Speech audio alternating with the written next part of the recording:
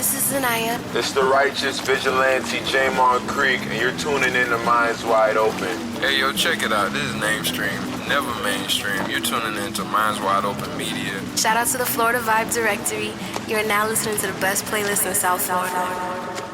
Yo. It's another episode of the Florida Vibe Directory. I'm your host with the most that loves butter on his motherfucking toast, your boy Just Add Water. And today, we got a Florida legend, an American legend, just a legend, period. You know what I'm saying? If you grew up in South Florida, you definitely know this man. He's a part of a legendary group. You know what I'm saying? I won't make the intro too long, man. We got GrindMode Chaos in the building today. Hey, what's going on? I'm here. Hey, man. How you doing, man? How you feeling? You asked me to come, I'm here. I had to, man. You show love on the post. I had to hit the DM like immediately to show love back. Man, definitely, man. Love is free. Why we not giving that shit away, man? What's going on? Right, man. How you feeling, though? I feel great. It has nothing to do with the Celsius we were just talking about. I love being in the presence of people that wow me. And I said that, and I mean that. I'm looking at all this stuff. I like looking at settings that I'm like, ooh, I want to do this. Ooh, I want this, mommy. Like when I grow up, like. Word. So I'm respecting y'all set, man. This why I can take it serious. Seeing it on Instagram and seeing it here. Yeah. This is a vibe. Appreciate that, man. Appreciate that. So let's get right into it, man. I want to know who you were before chaos became chaos. Like who were you as a kid? Stone Cold Killer. I don't know, man. I always been chaos. It wasn't never a moment I wasn't chaos. Like, that's one of my mama nicknames for me because I was wild. I used to fight a lot. Okay. I didn't argue long. You talk crazy about me, I punch you in your face. That's normal routine. Now I'm a grown man with kids. I have to pray about it and then pistol whip you. Now I'm just joking. So my mama had a little nickname for me. Yeah. I got into music later on. I'm originally, a lot of people don't know this, but I was born in upstate New York. I'm from Poughkeepsie. Okay. And they say Miami legend, but like I'm a New York head first. I came from that cocaine era, that Ronald Reagan era. Not to tell y'all my age, I'm old, but I just act young. Yeah. Moved down to Miami because I was getting into a lot of Section 8 trouble.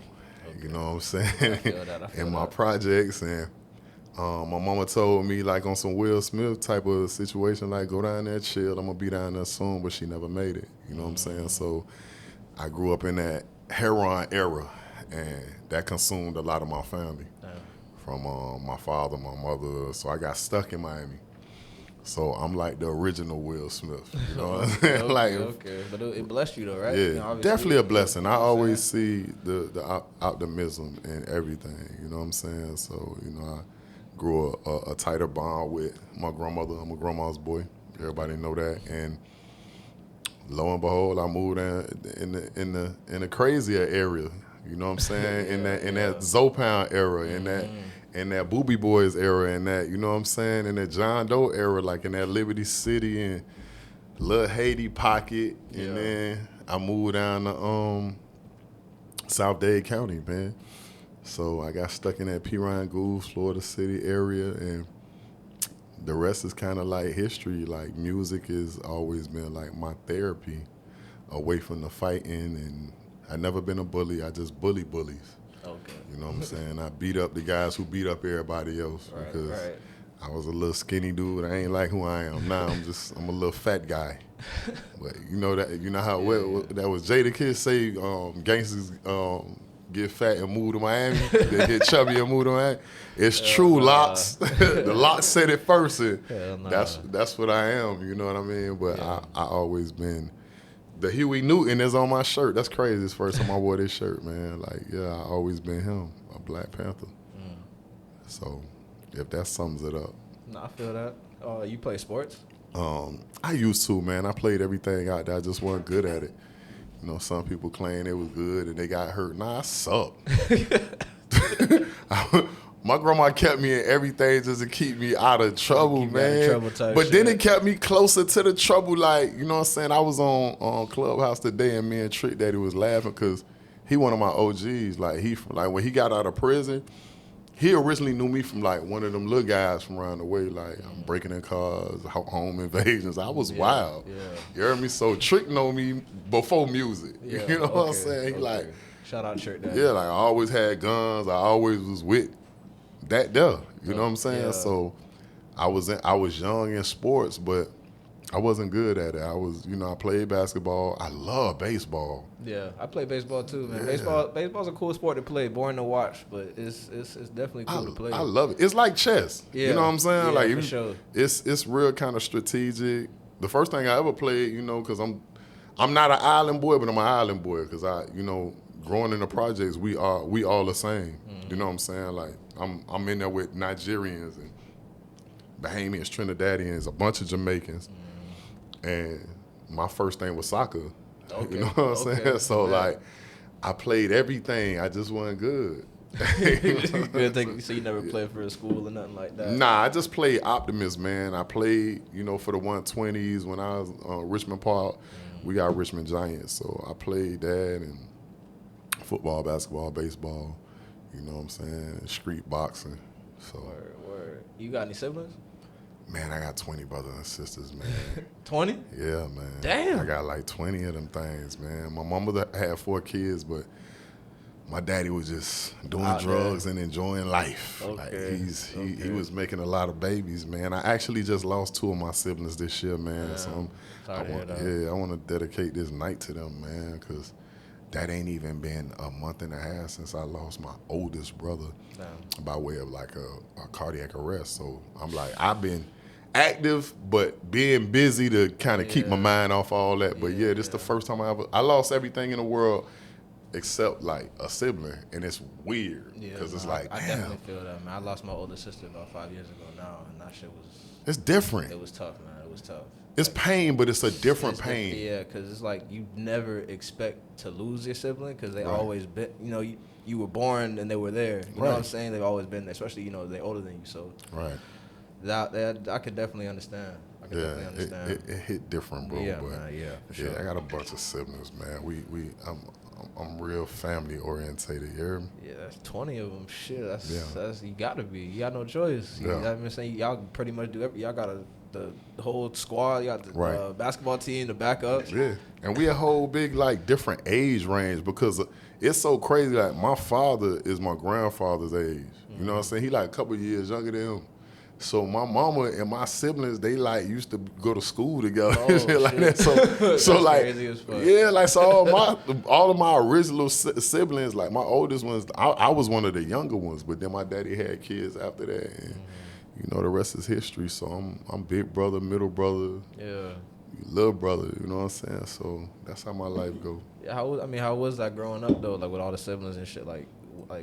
In school, like, what did y'all? You did say like a lot of them are older, but like, what about the ones that were closer to you? It's just life.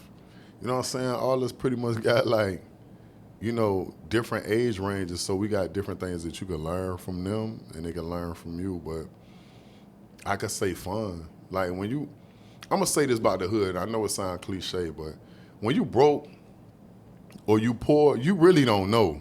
You know what I'm saying? Like you just living. Yeah. You know what I'm saying? So the struggle ain't the struggle until you start getting old enough to say, damn, why they keep picking on my shoes and shit like that? Why they I'm supposed to be wearing, you know what I'm saying? Like everything, and I know how to jump back, so that's sort of the leeway into music.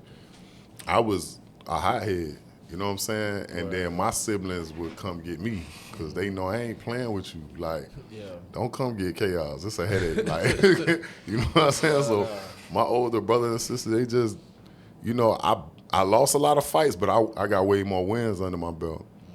And it was just, fun in a sense, but it wouldn't be fun now.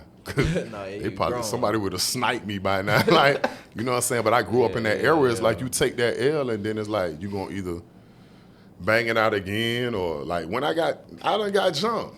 And I ain't cry about it. I just like, okay, them 4-5 dudes got me, but I'm the comeback king. I'm going to beat your ass when I see you. That's how that's going to go. Like, I ain't going to talk much. That's how it used to be. Yeah, it's different now. But, can't get your one no more type shit. Nobody 101. Hell no. Because they don't want to. Nobody want to lose. I was saying that about my kids. I'm a father of 4, right? And it's like, damn, like, me and you could have lost when we was in middle school or high school, and it was done. The worst it got, me and you would get transferred. You know what I'm saying? If your mama felt that kind of way, or she was like spoiling the hell out of you and just, you know what I'm saying? But now it's like, it don't matter where you go. You already got 1 million views from getting slammed in the cafeteria. You know what I'm saying? Right, So they have different demons that they got to deal with and different trials and tribulations. So I respect it. You know what I mean? But yeah, growing up in the projects and being with my siblings, I ain't really feel like I ain't really, you know what I'm saying? Like, we all broke together, and we all struggling together. So it was like good and bad. You know what I'm saying? For sure. So let's talk about music and shit. Like, when did music really become a thing in your life? Like, when did you realize that music was your thing? All that stuff, all the stuff that I've been talking about, it started leaking into like high school. I always loved music. It was just something about it that I don't do drugs, but that's the best drug ever that I've been addicted to. Just knowing that I done memorized this person from Rakim to Trick Daddy to Tupac. Like, you know what I'm saying? Like, I started doing things with cassettes, right? Watch this. This the cassette era. Where I would literally, if they had, I knew how to have 2 cassette decks and an extra radio. I was ghetto as hell. And then I would have both of them lined up. And like, if Nas left like an extra 4 bars that was just music, I ain't had no studio then, and I would know how to loop it, and then I would record it on it, and then I'll make it, and then you could hear that it's like looped or whatever. Any rapper that left a little bit there, I'll write you an extra verse. And then that's what kind of got me into it. And then the other thing was I kind of got more into poetry first, because that was like my little journal, my little therapy. Like, damn, I'm really kind of good, but then I started letting people hear it. So it's several things that got me into rap. And then battling in high school, really, I kill you, because I knew how to talk from head to toe. I know how to find everything wrong with you. Because everybody always found something wrong with me, like, oh, them dirty ass socks. He that, he need a haircut. So I had to respond back. So it was a war of words. I found another way to beat people's ass without putting my hands on them. Wow. So joning and joking about people on the back of the bus and I was good, I was witty. Yeah. And that transferred into poetry and battle rapping. Like, I seen niggas in the hallway and they beating on the lockers and shit. And I'm like, nigga say something to me. I'm like, nigga, but and I seen your mama drop you off in it. But she only had 2 tires. And I was funny. I was on some, I was a ghetto ass like Eminem. And then I got better at writing it. And I was like, damn. So battling kind of got me into it. Word. So, and then everybody that I started with, they're deceased now. And 2 of my other homeboys, they got a lot of years in prison for murder and shit. But everybody I was around, they're dead or locked up. And they were better than me. And they took it serious. So, like, my homeboy, one of the last nights that I really, really was like, stop playing with this shit, Chuck Dallas and Jeff Jones. This 2 of me and Trick homeboys and Tron. And all of them believed in me. And I was like, still playing with this shit. Because I was like, by then I was in the street making my little money. I'm like, ain't no money in rap. You can't make no money in that shit.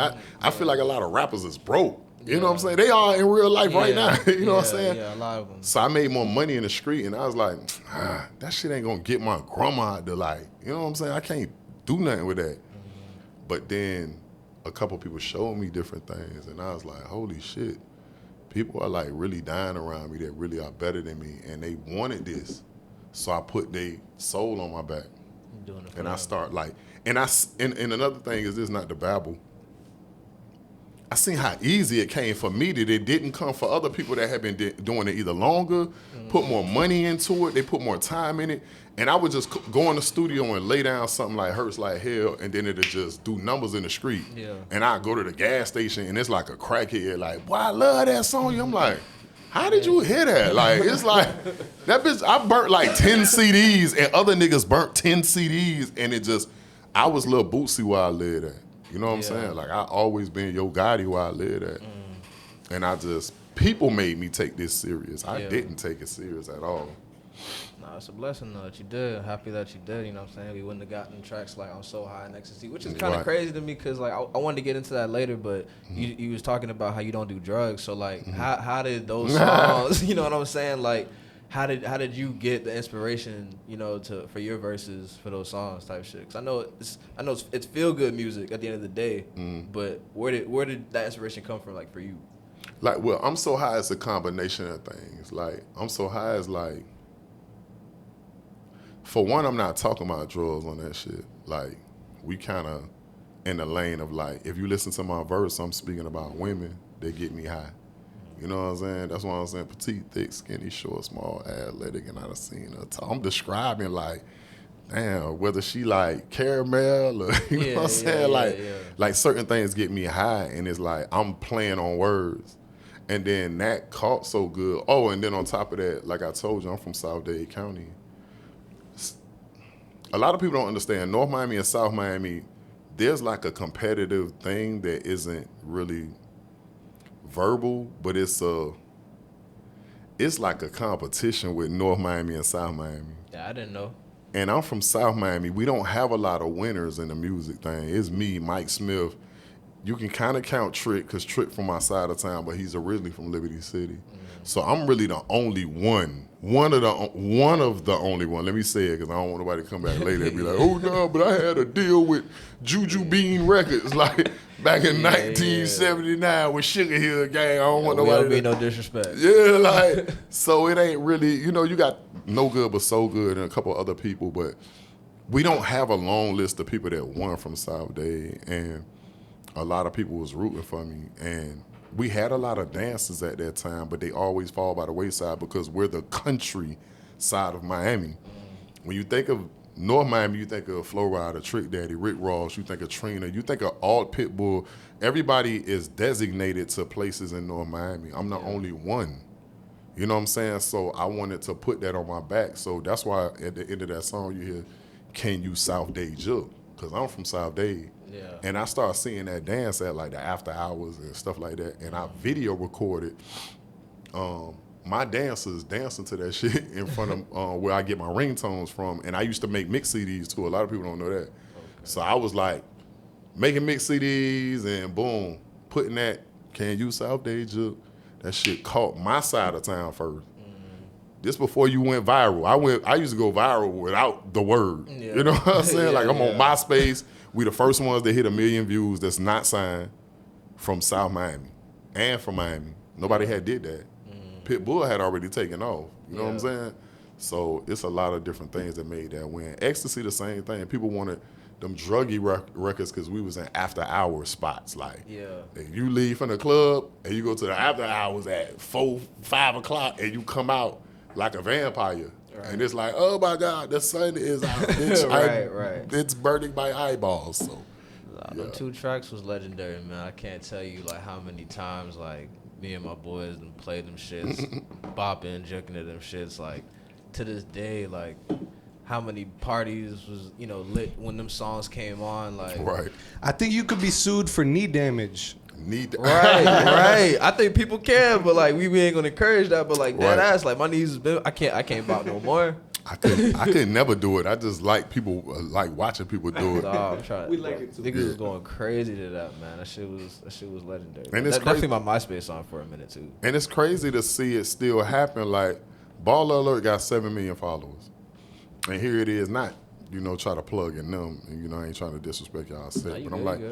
Here it is. Damn, that was 7 days ago. They put that on, what's her face? I think we did like 500,000 views because the comedian, Mr. Cooley, and a couple of my dancers linked up with him, and they was recreating all the bopping and juking and all that. Okay. That's why they had the big clothes on and all that. And they went to the same spot that was over like 15 years ago. They redid another video to my song, and boom, that got like 500,000 views.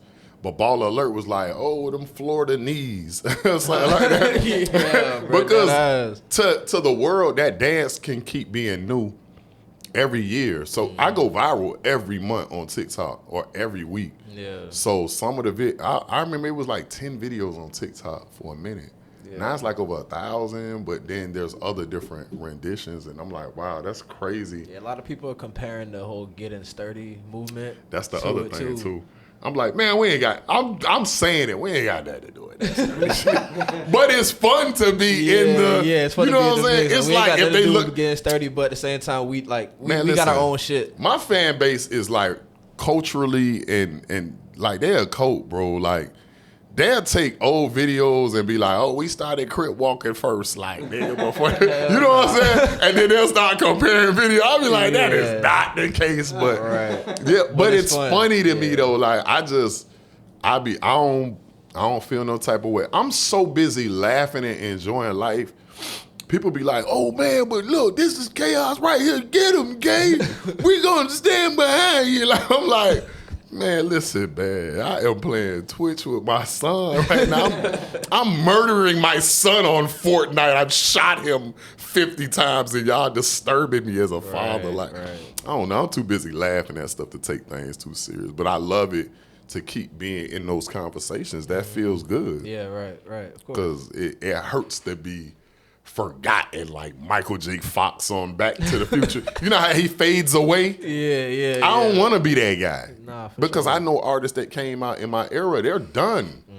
Like, people don't speak their name. You know what I mean? A lot of people. Yeah, so to still be current, I'm like, how? That song is like back in 1905. Like, Have you thought about why? is that mic on? Is it not? Check it. I'm trying to make sure, for Oh, I'm down. Oh, Here we okay. go. I wanna My bad. make sure the Have audio- you thought about why? That longevity? It's a feel. That's the only science that I can give you, brother. I can't say, oh, because we're so fucking great. Nah, I'm not going to do that. I mean, bro. I grew up on it too, to be fair. Like, so for me, it's like a deep nostalgia. Like, I love that, like, Right. era of everything and deeply a couple of your tracks. But why, outside of the people that you see didn't last that long? Bro, it's all a feel. If I hear Electric Slide at my family reunion, I'm Grandma, come on, bring out. Right. It's one of those records. It's one of, like, down, do you? Down. When you hear my bro Cupid Shuffle, you're getting up. Yeah. You understand? Like, I don't know, bro. Like, but you know what it is? I'm in it, so I don't see what you see. I don't even listen to my own music like that. For real. It's weird. Like, my kids wasn't around when I'm So High came out. Yeah. Well, my oldest was, but it's like, my son don't even like my music. My son's like, you're lame, Dad. Bro, like I told my boss I was interviewing you. You're not fucking cool. Like, you know what I'm saying? Yeah. Like, Yeah, man. but I told my boss I was interviewing you, and she's 16. You know, to her age, my bad boss. But like, you know what I'm saying. But like when I said, she's like, "Oh, you talking about GrindMode?" Like, I'm like, "Yeah." Like, it's crazy. You know what I'm saying? So Right. like it goes from me to that age as well. Like, Right. So that's just always saying, like, that's all I'm saying. Like, that shit is legendary, and that's why your name's still around, type shit. So it's a feel, we bro. gonna keep that shit around. It's a feel, bro. Like, when I get on TikTok and I see somebody 13, you're like revamping the dance and adding something else. Mm-hmm. I'm here for that. Yeah. I ain't mad. Oh, you Sonny, get out of here. You messing up. I don't give a gotta love shit, it. bro. Like, I do think one aspect may be interactivity. Like, Right. I remember one time, maybe 5 or 6 years ago, I probably had like a drunken night and I was listening to, a few records and I tweeted at GrindMode and like got response and got all excited and hype about it just because I think there's a lot of that aspect to it too. I try my best, bro. You know what it is? Because I know what it's like to be on the other side. Like, same thing I told you with Trick. This my OG. He could do no wrong. JT Money could do no wrong. Luke could do no wrong. I know the wrong that they done. I know the wrong I've done. I know how displeasing they may be to a lot of people that's from Florida. Oh, they could have did this, or Trick could have. Kiss my dog ass. Like, you understand what because we're not perfect. And I say that to say this, it's like, I know what it's like to still be able to be a fan of people, so I put myself there. Yeah. You see how I came here and respected your home? Because I know what it's like. Long before you ever bought any light bulb in here, I owned a magazine first. So I'm So High didn't just take off. I worked as guerrilla marketing, internet marketing, and internet is new. It had no Bible. Do you understand to say the World Wide Web didn't exist when I came in the game? YouTube was the original TikTok. And nobody knew how to use it. There wasn't a hashtag yet. I want you to jump in this spaceship, time machine, and go back with me. When I put these videos online, I was just like, I'm just gonna save them shits over there. I had no idea, like, man, we gotta run these numbers up. Hey, everybody click this link. There was no link. You just went there and typed in dance or Miami dance. Shit, 10, 15, 80,000. Because my original account, I had millions of views. But I put too many fights on it, like the original Chaos account. I had a lot of fights at my shows and shit like that. Yeah. Women fighting like, girl, bitch, move out the way, this grind mode. Like, and I would record it, not on a phone, on a little digital camera. Oh shit, these hoes. But you don't think that helped at pixelated all? dark. I feel like that could have. All of that at helped. First, yeah. Okay. All of that helped because it's like, damn, I was giving you a documentary before I even knew what you understand what I'm saying? Like, I'm giving you behind the scenes. Mm-hmm. This is me and Pitbull drinking Patron the first time I ever drank Patron. Have you I gave you considered that doc? You said what? Have you considered that documentary? I mean, if you have all Yeah, that but the thing is, I got something called Life Ain't That Bad. And I used to do segments. I edited them myself right on iMovie and shit like that. And they're still up now. I revamped them, put them back up on YouTube and shit like that. They still don't do the same numbers, but I know what's about to happen. Like, 23 finna be crazy because I'm dropping like 3 albums. Word. An EP. Solo? Yeah, like solo and group shit. Okay. Because there's a lot of unreleased, like Hello Christmas, prime example. Yeah. That record is over 10 years old. It's old. Oh, shit. But people don't know. The sound doesn't change. Listen, Back when to your music is longevity. hot shit, like it doesn't have an expiration date. It's not milk. That song is so old, but it feels good. And to watch the kids dance, I'm like, nigga, you know when we wrote this? We put that out. That was supposed to be on our album with I'm So High in Ecstasy and Vibe With You. All them songs got completed at the same time. Yeah. But I was like, I told them last year, shout out to DJ Epps. DJ Epps had played Hello Christmas on Rock the Bells Radio, and LL Cool J, I heard, liked it. Okay. He's like, who the hell is this? Like, who makes a rap ghetto Christmas song? This is funny. Like, where's the video? He was like, nah, it's none. I was like, tell him by Christmas next year. That's not going to happen. That's when y'all started shooting, because I seen y'all. Right. We got 3 videos we about to shoot. Champagne and Caviar on January 1st. That's, a Haitian holiday for Soup Moon. My brother, he's Haitian. You know what I'm saying? In the video with me, Hunger. Okay. And then we got Anale, Haitian vibe. But we was like, man, let's end the year strong. Like, because at the beginning of the year, like with the COVID thing, I still was kind of edgy about coming outside. And then Trick called my phone. Like, I don't give a shit what y'all got going on. I don't care if y'all could fight after the show, but I'm doing a tour. And bro, like, you family. Like, so I'm doing Trick and Friends. I don't want to hear none of that shit. Bitch, bye. This is how we talk. Bitch, bye. Yeah. And he hung up the phone. I was like, I can't tell this nigga no. Like, if it was anybody else, I would have been like, nah. And then we kind of put our little difference to the side. And I told him, like, this what Trick want. This ain't really what I want. This what the fans been begging me for. Because we started moving around together, and then COVID happened, and we lost 2 years like this. Yeah. And we recorded, like, probably about another new 9. Because GrindMode got, like, 50 records. But I was like, I want visuals. I want stuff that these little kids can go on TikTok and then find this line, or this will go viral. So there's a lot of stuff that's virability on it. So 99 Jams playing a new record. I like that. Yeah, Y100 playing it make it seem like it's new type shit, because like I said, like you said, like it's the video's feeling, new. The feeling of it, it seems like it just y'all didn't record it, but you could have recorded it 10 years ago, because it's the same feeling. It's like y'all didn't go anywhere. It's old. Because I was so young when I found y'all. I never thought about, the timelessness of it, obviously. Right. But at this point, it's starting to become like a question mark for me. Like, how y'all keep, like, we not guess doing that's it. 10 It's years. y'all doing it. It ain't got nothing to do with GrindMode. This on my mama. I hate when people take that conceited approach, like, oh yeah, because I just knew. hot fire magma. I drink lava in the morning. I could spit fire on them. No, bitch, I ain't got nothing to do with this. A lot of God, universe, the right energy, and just people that actually love. And then I'm accessible. You don't see no security guards in here. Yeah. This me, my guy. Like, I just left from life coaching, changed clothes, came over here, and I was like, man, I got a commitment. So I came to rock with y'all. Like, Hunger was supposed to be coming from GrindMode. Oh, okay. But he ain't make it because he got a clothing line. Shout out to Migos. It's a lot of stuff we doing because we got the last show of the year with Trick, where they just added Young Jeezy, so it's Plies. Okay, that's crazy. Oh, this It's gonna be out I here? ain't gonna lie. No, this in And Friends Jacksonville. for real. Oh, okay. Oh God, this finna be horrible. We finna destroy this shit. Like, I'm bringing gonna an be extra lit. dancer. Like, I ain't gonna lie. I might throw myself off the stage. I don't know what I'm gonna do. Hey, you got a crosser. You got a crosser. I don't know what the fuck I'm gonna do. Because the first one that we did in Miami was like 5,000 people. And it just feels good. I'm telling you, there's no drugs that can. I love writing. I love being in the studio. I love people knowing my music. But it's something about just connecting with people. It's like, I have to almost not cry.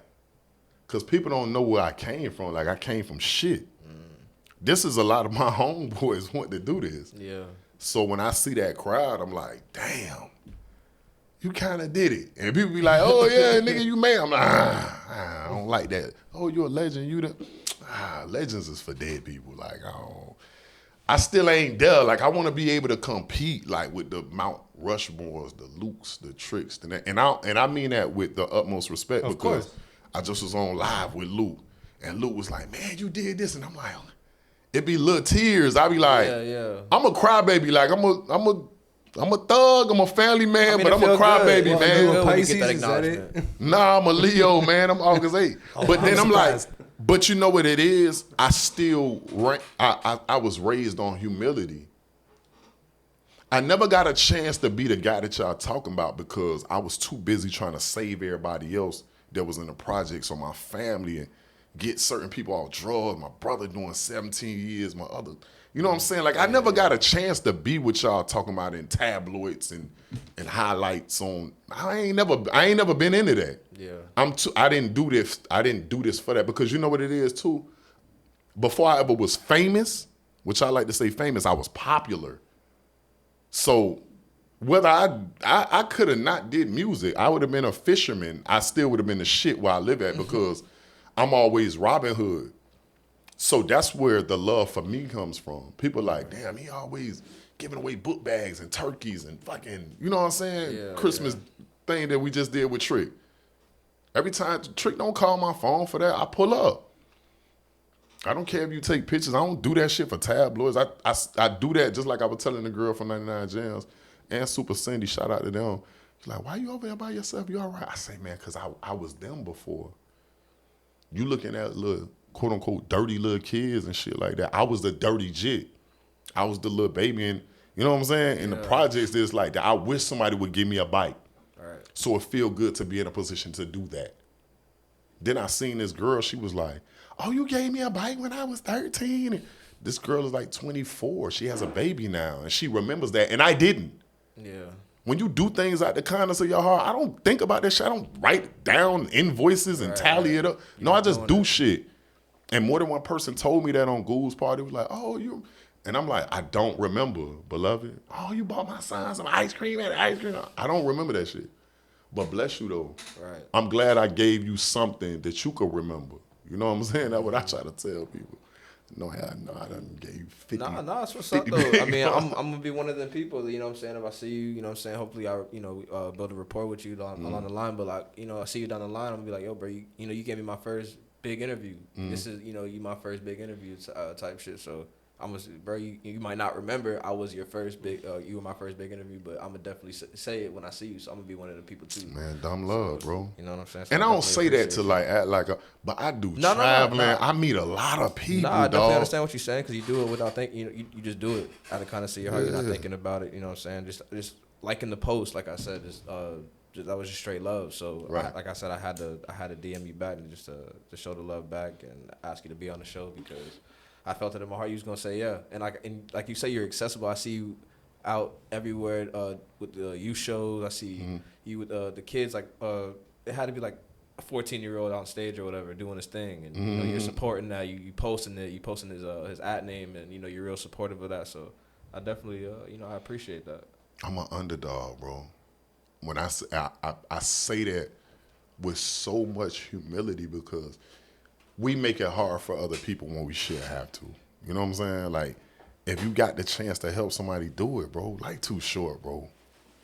I done buried too many people, and I look in their face, and I be like, damn, what would you do if you was me right now? Because one day I'm going to be in that casket too, or I'm going to be in an urn. You know what I'm saying? Will I get cremated or not? Yeah. You know, whatever my old lady want to do, it was like, just burn a nigga up and just, you know what I'm saying? Like, but yeah, man, all jokes aside, like, man, I'm an underdog, bro, and I had to fight against the odds to even have that. So that's why I say, like, even with that show, it gave me it put that lion back in me. I always been a lion, but I'm like, damn, for you to just put the microphone down, I'm looking at it and I'm seeing white people, midgets, like chubby people, Hispanics. This Asian lady is like, petite, titty, short, small, and damn near. I'm like, I ain't write this shit for you, baby. But I'm so glad that you know it. Right. This was in my head first. Can you imagine you thought of something? You know this was a thought first? Right. Even where you're at right now, fuck me as a rapper. I'm talking about you like, you thought of this. Y'all guys thought of this. And guess what? There's somebody laying on their couch right now smoking a better joint than that, still talking about what you're doing right now. Like, oh man, I'm gonna do this. And it's 3 years gonna fly by and they still ain't gonna sit in the seat. You understand what I'm saying? Mm-hmm. That's why I gave y'all roses before you could ever talk about it. There's a lot of people that just talk. I get them in my inbox all the time. Sometimes I gotta block them. Yeah. Because I don't see no traction, I don't see no movement. I can't respect that, fam. Like, because you want me to hold your hand and, oh yeah, we need to do a song together for what? All right. I got over 50 songs with artists that have never released it. You know how disappointing that is? For sure. Maybe I think about death too much, but Kodak it's said it too. Yeah, but it's a gas for me because let me tell you something. An old head told me this one day. He said some of the best books, songs, poems, all that shit is right in the cemetery. They'll never be able, if you started a poem right now like Nipsey Hussle, God rest the dead, you know how many songs that he probably started? I can never finish them shits. Yeah. Even if I got his composition book, whether it's Big Pun or Homie from Migos, and I went through his book like, oh, he was gonna say this and that. I don't know. Right. Because it was his creativity. So that's why I'm chasing the clock. Every day I live like that. I live like this might be the day that I'm, and God forbid it, I hope it don't be, but I put enough out here to feel like, damn, I did more than my father. My kids know who I am. I ain't had no real relationship with my daddy. Yeah.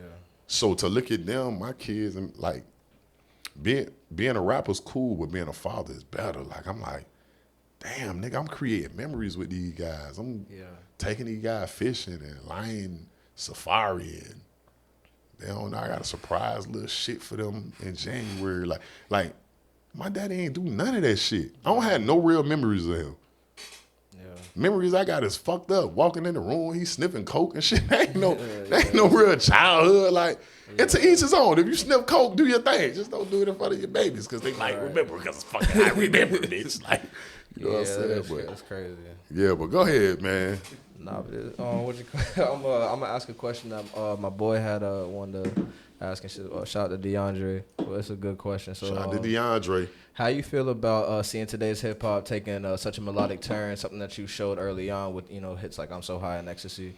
And why do you feel like that sound is more acceptable today as opposed to when it was out early? It's interesting. I could get like more than one answer, but I will say this. It's so funny to see it be accepted, and then at one point in time, they were saying, nigga, that music gay as fuck.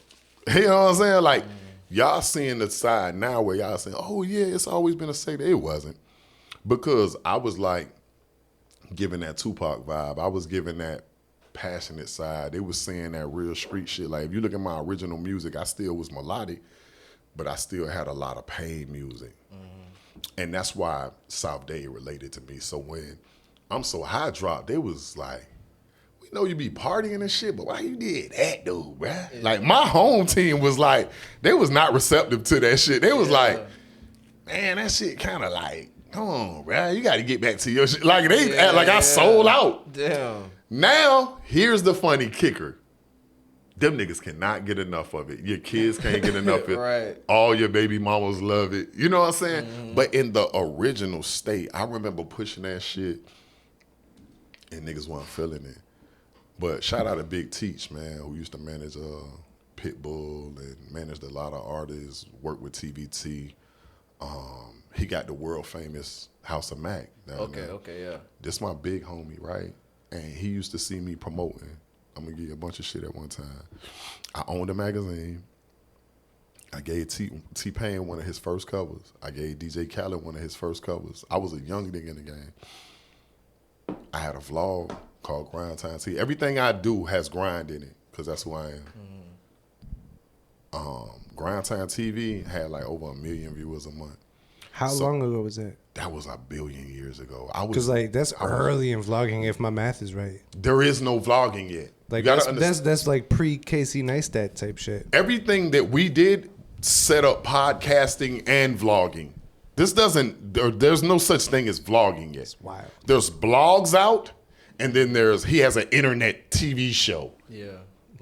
That's what it's called. It's not called, oh yeah, he got a podcast on the beach where he's sitting on the couch interviewing Hurricane Chris, Junior Reed, Flo Rida, had his first record out, that birthday cake song. Oh shit. And that's funny, like, I want my cake, bro. When I drop these, all the stuff that I have on DVDs and CDs, that's why I throw so much flashback shit out, because I tell a lot of stories, but it be fucking people up when they like, damn, this nigga got the proof. Yeah. You understand what I'm saying? I got archives that'll fuck niggas up. Like, for real. Like, when people see it, it's like, holy shit. Not to go too far down the rabbit hole. Like, even that day I got Flo Rida. Flo Rida was newly signed, and Ross had failed on the interview. He was like, Chaos, I'm gonna hit you back. Hustling had just came out. It was big. And he was like, man, I'm coming to see you. I'm downstairs. But dog, man, you gonna be mad at me. I'm sending Gunplay up, and I'm gonna send Triple C's up. I'm downstairs, but I gotta catch this flight. I say, man, I'm gonna holler at you. The next week failed. I'm sending Flo Rida. I'm like, what's his name? Florida? I'm like, Florida Evans? Like, I had been around Flo because he was in a group called Groundhogs. And I was like, the black dude with the white rappers? Yeah. He solo now? I'm like, Flo Rida wasn't even Flo Rida yet. He was just Florida. I didn't even know about that. That's crazy. He was in a group called Groundhogs. Oh, I gotta look this up. With the white boy was the lead. He wasn't even a lead. It was a white boy named Bread or something, a Breed or something like that.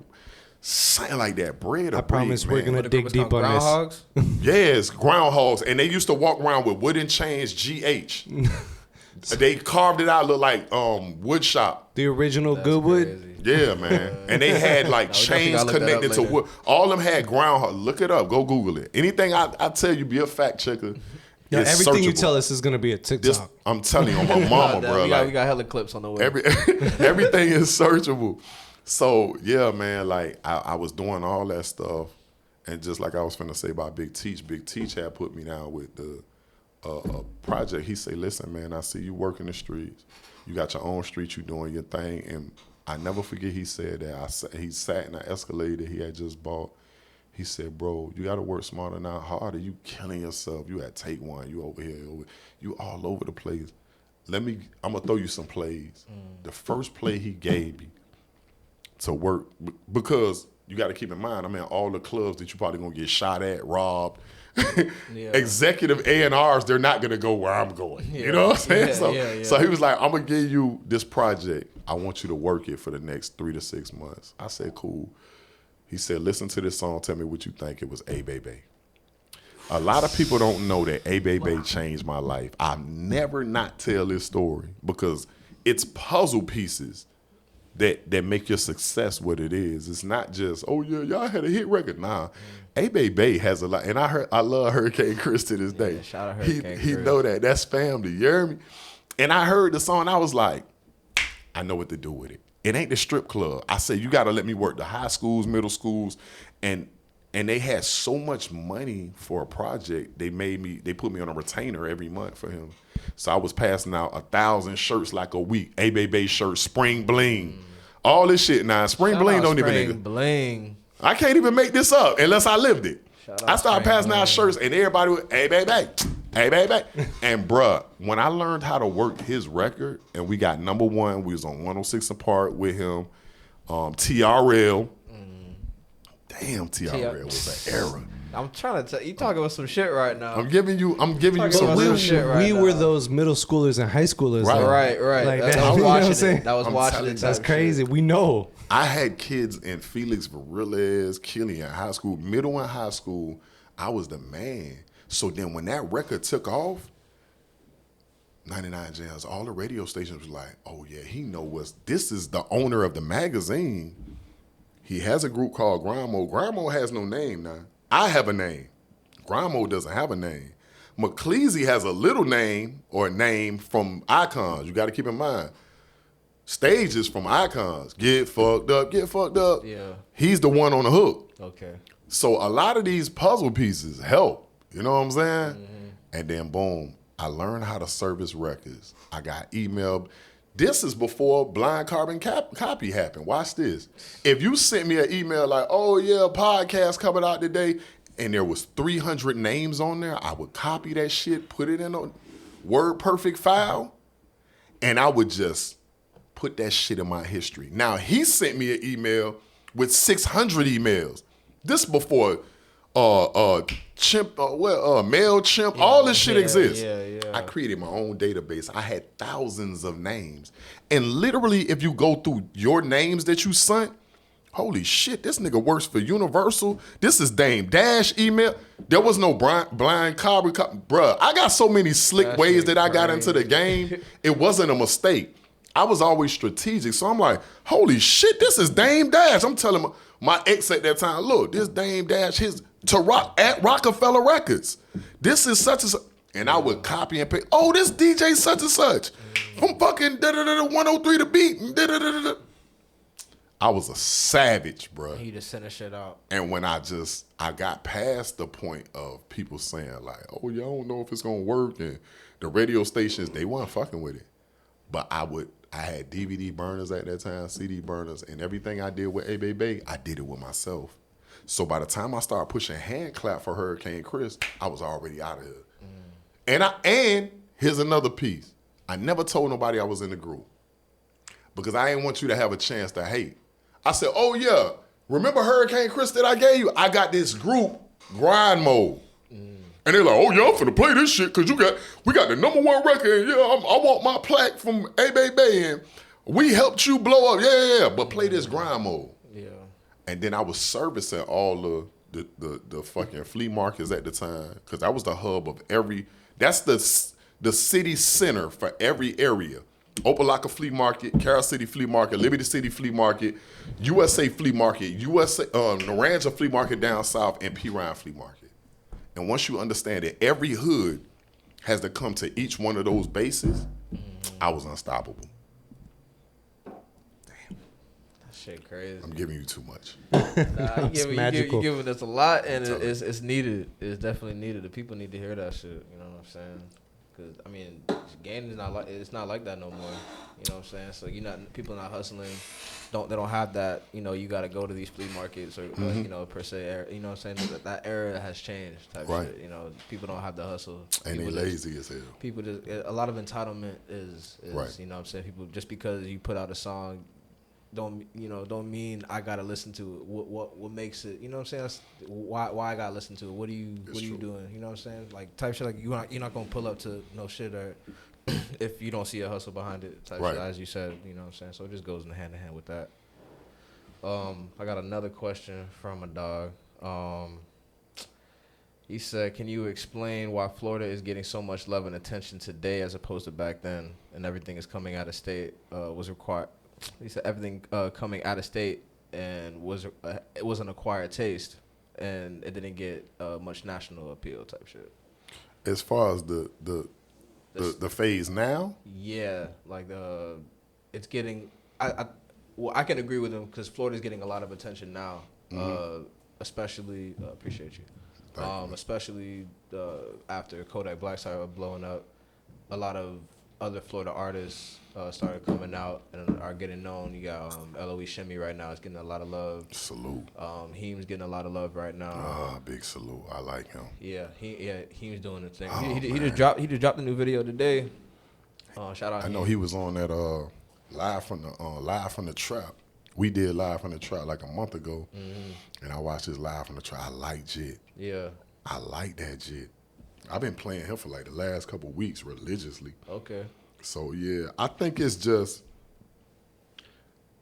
these people don't want to feel left out again. Like we got it. Like if I had to look on the board, like if this was sports, I say it's all about like Chicago, Detroit, Texas is crazy right now. Memphis is Memphis Tennessee is crazy right now. Memphis is going nuts. And Florida is on flames. Like North Florida got it because so much drama and drilling happened respectfully.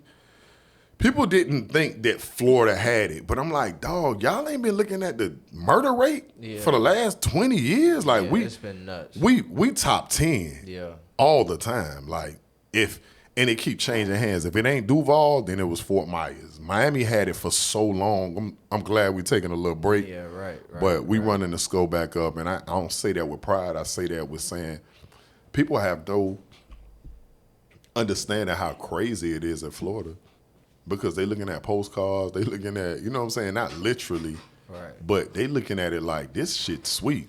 But they don't understand this is like the cocaine and drug capital of the world. Like capital. Anywhere you got like a port, like ports, like that's why California is important. Throughout Mexico, everything that's the edge of the world, of the USA, we have to get it. So that's why Port of Miami, like from Ross's, he's giving you like a trailer. Like, bro, this ain't just bad bitches and beaches, nigga. This shit, you could die down here. Right. It's niggas that come here to visit and they don't never go home. Right. So yeah, it's time now. It's time now. It's time for Florida to kind of get it.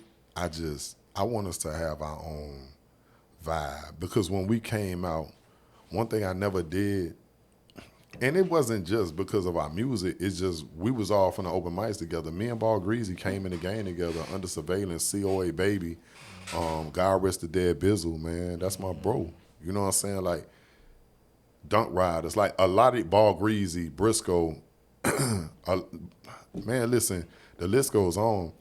I never treated them like competition. If you look at my original files and videos, we taking them on the road. We're known out of town. We're not just known in Miami. Yeah. Like GrindMode, somebody is playing us on, Royal Cruise right now. Like when I pull up my publishing or my BMI, my streaming, we're global. Like a lot of people get it confused. Like, oh yeah, they didn't make it. Yeah, we probably ain't get on a Fuji's Outcast level, but we're like really big. You know what I'm saying? For sure. So in that era, we was taking artists with us and we thugging it. Like it was like making the band. Like, all right, listen, I ain't got no money for y'all, but I got an extra room for y'all. Y'all it's gonna have to be 50 of y'all. We gonna do it like a whole bunch of Haitians in the house, a whole bunch of Cubans in the house. Like, what you gonna do? You gonna stay home and be pretty? Yeah. Or we gonna go half on these other rooms because the promoter gave me 4 rooms. But I go half and we'll pay for 2 more rooms and y'all gonna have to thug it. All right. The fuck you gonna do? Y'all gonna share soap and cologne and swap boxes, bitch. And I took niggas on the road. Yeah. And that's where my legacy come from. Not from the music. It's the shit that I don't do in front of the camera. Putting people on, put people in position. Yeah, and I ain't had the money. I ain't even had the money, bro. We spent our last money getting in the game. We get a $1.2 million deal with Universal. That's what a lot of people don't understand. But dog, $1 million is alone. Yeah. Niggas thinking like, oh, nigga, they finna come to the strip club tonight and ball out. Nah, bitch. We breaking this shit down like, niggas, $80,000 for this video, $40,000 for a radio campaign. That's alone, fam. Right. We lucky to make it out alive. It's just our ringtones, ringbacks, the streaming. Well, not even streaming because streaming didn't exist. Yeah. Again, that didn't exist. We're talking about radio play. We paid the label back through the fact that we was the shit. Just being real. Yeah. So, let me see. I think he had one more question, but if not, yeah, I don't think he had another question. But I'm asking another question for myself. For the people who don't know, are you and the rest of GrindMode consistently still making music now, or like you guys getting back into it? I mean, we just getting back into it. It's a lot of songs that people like in the I don't want to say the black market, but in the market of like, you know how you got your core fan base where they remember the mixtapes and the CDs, like, y'all should re-drop this and then. So we kind of listen to fans for the last couple of years. We like, that's why Hello Christmas is important, because it's like, listen,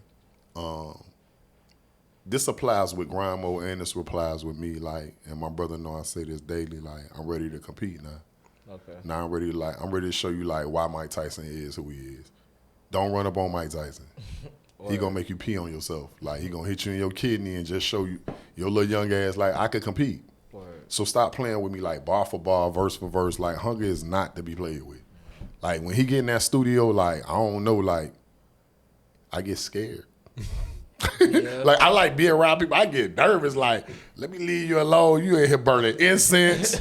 You got this Haitian bandana around your neck. Like, my brother is a problem. Like, he's psycho. Like, I'm telling you. So he can out rap niggas. Like, stages. He's still a hook master. Word. You understand? Like, I do hooks, but I don't want to stand in the room with him. Like, you could throw on 3 beats right now. He's been waiting to kill people, and like that's how I am. Like, bitch, I'm a lion for real. Like, I don't like niggas act like I'm a pet lion. Like, nah, bitch, I'm not the Madagascar lion. You the line that's out. Yeah, like I'm like right in between Scar and Mufasa. Like, I don't really think you want this. So it's like, niggas need to be friendly this year. Or so you putting out music with your brother then? Man, we doing that, and we like doing our solo projects, and it's like I learned enough to take a lot of faces off. So that's why I'm like, y'all want friendly fire, y'all want deadly fire. I will let you choose. But we delivering shots. Like, and I'm saying that with love. I'm saying that like, bruh, like, I don't want to compete with nobody, but I can if I got to. You know what I'm saying? Because y'all so busy trying to be like everybody else, we never been that. Yeah. That's the purpose of us coming back to say, let's play with these guys. Hello Christmas. How they gonna do a Christmas record? Now I just seen 2 younger guys. Man, that's slick, boy. I'm finna do that. Christmas in like 2 weeks, bitch. You better hurry up. You heard me? Like I like coming back outside sometimes and then making the niggas say, man, I'm finna tweak it. I'm gonna change the game a little bit. So that was the purpose of like, we don't want to do nothing that y'all doing. So we came out, did Hello Christmas, and we made it fun. It's a vibe. So imagine what we finna do next. Like, all the little champagne and caviar, that's a Haitian event that we shooting that at. So we gonna kind of get cute, get fly. You know what I'm saying? When are those videos gonna drop? Man, at the top of the year. We shooting it on the 1st. You know what I'm saying? Because, you know, that's Haitian Day. Aside from Haitian Independence Day, that's Haitian Day, man. We Haitian soup that day, man. Okay. That's champagne. So what better way? So. Okay. Who were your musical influences growing up and shit? Anybody that I feel like could change something, man. I always been on Tupac. You know what I'm saying? The Rakims, the Trick Daddies. Like, I understood Trick. Trick, like, he not from here, man. Like, I know we call him like the Miami mayor, but he not from here. Like, JT Money is not from here. To watch JT Money get on stage, like, and I'm a little boy around these guys. As grown as I am, I'm like, damn, JT Money really doing push-ups right now on stage? Like, that's something to see. Yeah.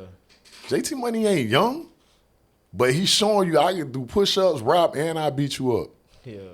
Man, that's a god to me, man. Like, so everybody that kind of came out of Miami and just put a little bit of season in this Miami musical gumbo has always influenced me, man. You know, I love the Scarfaces. I love, you know what I'm saying? It's a lot of different guys I just like. I like originality. That excites me. Okay. Because if I'm from here and you from Mississippi, and I'm like, damn, you gonna make me walk through your hood without even walking through your hood by listening to your music? That's gangster. That's gangster. I love that. You know what I'm saying? Because I'm a world traveler, so make me understand what it's like to grow up in Kentucky. So when I'm listening to you, I hear that. I could close my eyes and see that. So I get influences from everything, man. I'm just, you know what I'm saying?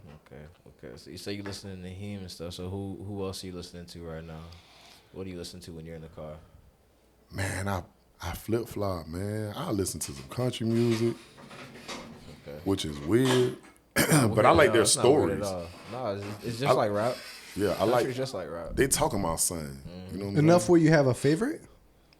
As far as country, man, I like Luke Combs right now. Okay. Interesting. I like Luke. It's so many Florida Georgia line. Oh, I mean, that's just classic. Stop playing with me. Florida Georgia That's just line classic. is just, yeah. Y'all can talk. Florida Georgia line? No, I'm I don't even know if I call that country. That's just like, Yeah, I'm just. It's I don't just know. so- I'm not too privy to country music, so I don't even know what y'all talking about. Man, like, listen, it's something about country music. For one, don't get it twisted. Black people started country music. You know what I'm saying? Like, we not gonna play with that. I ain't gonna go in too deep. But it was out just like rhythm and blues. It's like we went through things and we told stories. Yeah. So even when I listen to country music now, I be like, damn, we all going through a lot of shit, but I like different renditions. So I might learn something from this gospel song, or I might learn it from this, you know what I'm saying? Like, you know what I'm saying? It don't hurt like it used to. Like, I went through that. Like, damn, my ex broke my heart. But homie saying like, damn, a couple years ago that shit hurt, bitch. I couldn't breathe. I was suicidal. But now he like, damn, I've been traveling. I'm doing this. I got a new girlfriend. I got a puppy. That pain don't hurt like it used to. I needed to hear that. I don't care if it came from a rapper, EDM, or a country artist. what's your favorite crossover cover? As in, like, you know, they changed the genre for the song. Man, you had to come back to me on that. Yeah, it sounded like you might have had one. I had asked. I don't really got one right now. That's a good question, but it's just I like them memory songs. It's not a common thing, to be fair. Right. It's not regular. That's like Johnny Cash doing "Hurt" type shit. What is the song that I love too? You probably gonna know it. It's the one about when I taste tequila. I still see I've you. heard it. That's a big one. That's a big one these That's days. That's like my favorite. I wish I knew it. Dog, the way he was. Watch this. I want you to go look this song up. When I taste tequila. He's saying I'm that. gonna look it up because I know that's popular. Let me tell you why I like that song. Because I like when somebody could take you where they at, just like I was telling you about rap. And what he's saying is, and it's two parts to that video. Is it that imagery I love. or? It's a video to it too. Watch this. When I taste tequila, I can't even think of dog name right now. But that song, I like it because it's two things. He's saying the breakup hurt. Dan and Shay is the original? Right. That's my man right there. And I think they just did that one of their last tours. But watch this, because I don't want to lose my train of thought. I was finna say, he's done with her. It hurt. Boom, boom, boom, boom, boom. He done moved on. I don't know why I like them ex-girlfriend songs. It's relatable. They're relatable. It's very relatable. He's saying, I'm done. But I was in the bar right now, and as soon as I taste tequila, I remember, like, I still see you, like, wearing my college T-shirt. Damn. You know what I'm saying? And all that. He went through a whole thought of that. And then when you watch the video, I don't want to give it all away, but I am going to give it away. Fuck it. It's a video. It's a music video. He's saying that at the beginning of the video, you don't know that the guy's deaf. So he walks up on this chick and he they're out in the snow or something like that. Look it up.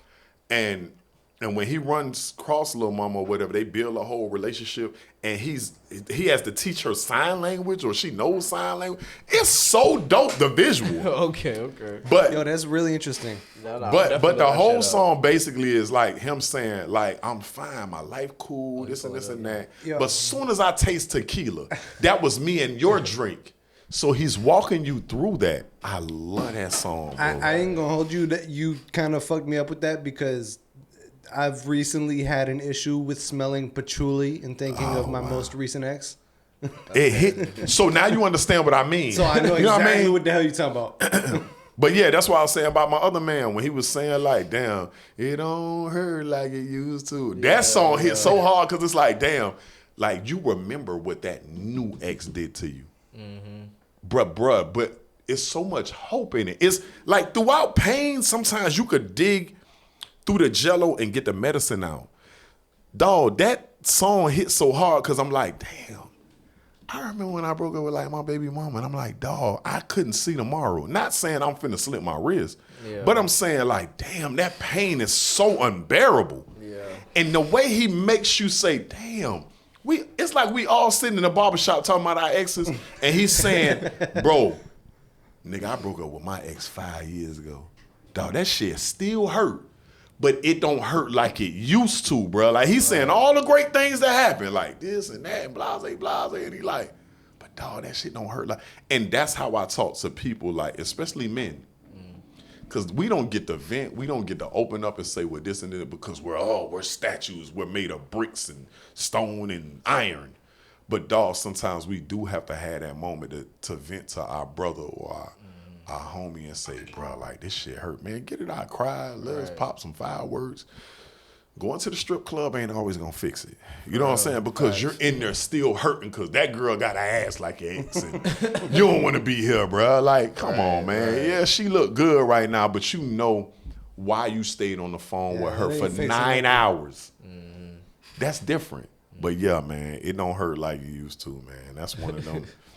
I got a whole playlist of country records that I had you like, oh my gosh. We're gonna try to get that playlist from you. Yeah. Nah, for sure. You definitely got to send I'll that. fish you some records. I just can't think of all of them right now, but Nah, whenever Just for you content accumulate purposes, them if over nothing time, else. just send that. We need that. Absolutely. yeah, man. What else you got for me, man? Like we in the zone right now. Yeah, we in this hole. It's been a dope conversation. So what do you feel about like the the new music and shit like nowadays, like the new rap? I'm enjoying what I enjoy, and I know how to be a player and I know how to be a fan. And sometimes people don't know how to do that at my stage. Like, Well, to keep it positive, what are you a fan of these days? I'm a fan of just new. I'm a fan of like, I can't really say just one somebody specific. I'm saying just new. I like the new. It's so, cause you know what it is? If we got this new rapper named Tupac and he dropped right now, and all the A&R say it's all about Tupac, we're gonna get 3 Pac, 5 Pac, 11 Pac, 100 Pac. It's gonna be 1,000 Pacs out there, and they're gonna keep sounding like that. No different than dancing does that. Yeah. It's this little wiggle shit that my dancers, they're in the original video that went viral with them stepping and all that. All right. How many renditions y'all gonna do of that? Like, nobody wants to cha-cha slide backwards and moonwalk on the ceiling. Nobody wants to do nothing. Like, you don't want to set your feet on fire like and do something different. Like, people aren't thinking. They're just, this is what the world says it's hot, so I have to do this. That's corny. I mean, that speaks more to motivation than anything, but that's exactly, I guess, what the top of the creative heap should be thinking. Mm-hmm. But realistically, culturally, there is a ripple effect where there is a very creative aspect of the culture, and then there's a lot of people that follow the culture. That's why it's culture. Right. Everybody wouldn't be doing a similar thing if there weren't a bunch of people following a leader. That's true too. And I don't expect this too. I don't want it to get confused. This ain't like the Marvel universe. Like, I'm Black Panther, you're Cyclops, you're Rogue, respectfully, or Wolverine. I'll take it. My thing, and I'm saying that respectfully. I don't mean that in no kind of way, No, I but got what it you. is, it's like, you see how all 3 of those people have their own, like Gambit is nothing like Wolverine. His story's not the same. You know what I'm saying? Iron Man is nothing like Hulk. Like, everybody's different, and you can't have one Hulk and then there's 30 Hulks behind it. I understand But that there's fully. people that respect Hulk, and there's a fan base for him. So that's how music is Up here too. is the X-Men. Right. Down here is the echelon of people who need to use that influence for an inspiration. Right. There's nothing wrong with that because they have to exist. Like, you need those people at the end of the day anyways. It's a fact. So that's why I say I don't expect everybody to be different like the Marvel universe, but Yeah, I'm but that's like what you're a kind of fan think a of. little bit for yourself. But then I'm gonna play devil advocate on the same situation. Like, if everybody's speed rapping like Bone, I might show you a different way that I'm doing it with Bone when I'm on that song. No different than like Cardi B raps different all the time, but then when she got with your girl Glorilla with that she started mimicking that and did her own thing, but she's still that girl from the Bronx. Right. So here it is, this girl from the Bronx who would never be with this girl with Memphis. They clashed and made a very good peanut butter and jelly sandwich. Because that's what it is. Peanut butter and jelly taste nothing alike. They're grown different. Their harvest is different. Maybe because I've been a gardener now for the past but couple they of years. meet in the middle. But for some odd reason, this shit tastes awesome. It's fire. And it got me through living in the projects. I'm like, you know what I'm saying? I'm mad one of my sons is allergic to peanuts because it was never, like if I do that right now, I'm going to have to hit his ass with a needle. Like, he'll never understand how good this shit feels. You're losing the metaphor now. Yeah, like, but you know what I mean. Like, it's just like, it's two different universes that collide and they mash up. What the bad man said? Mash up. Y'all for mash up. Yeah. I respect it, man. I respect it in that sense, you know? That's what you're a fan of, just an innovation, new I just things. like new. I get inspiration from it, and I like being a fan. Like, I enjoy the Skybox sometimes. So you're a fan of originality, you would say? Yeah. So how do you feel about the saying, the cliche, nothing is new under the sun?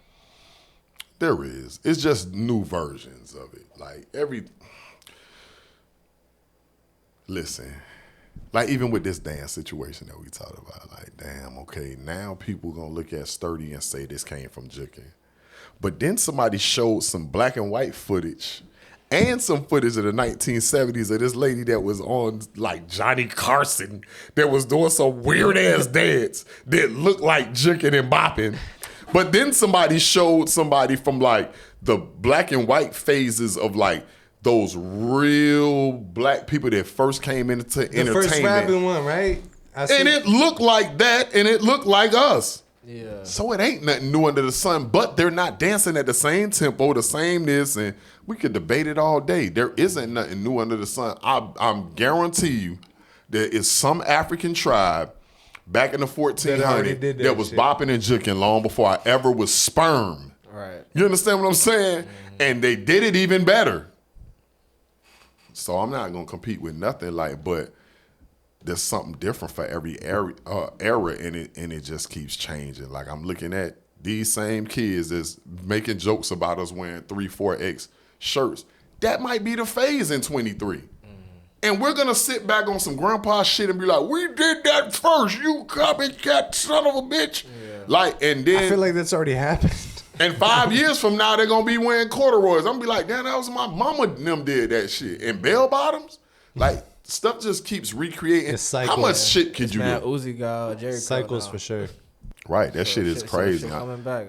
Shit always comes back in full circle. Right. And everybody's in love with the 90s, so I feel like the 90s is always going to be like that thing that everybody can always come back to. Foggy Raw is dressing like he's from 1987, and I like it.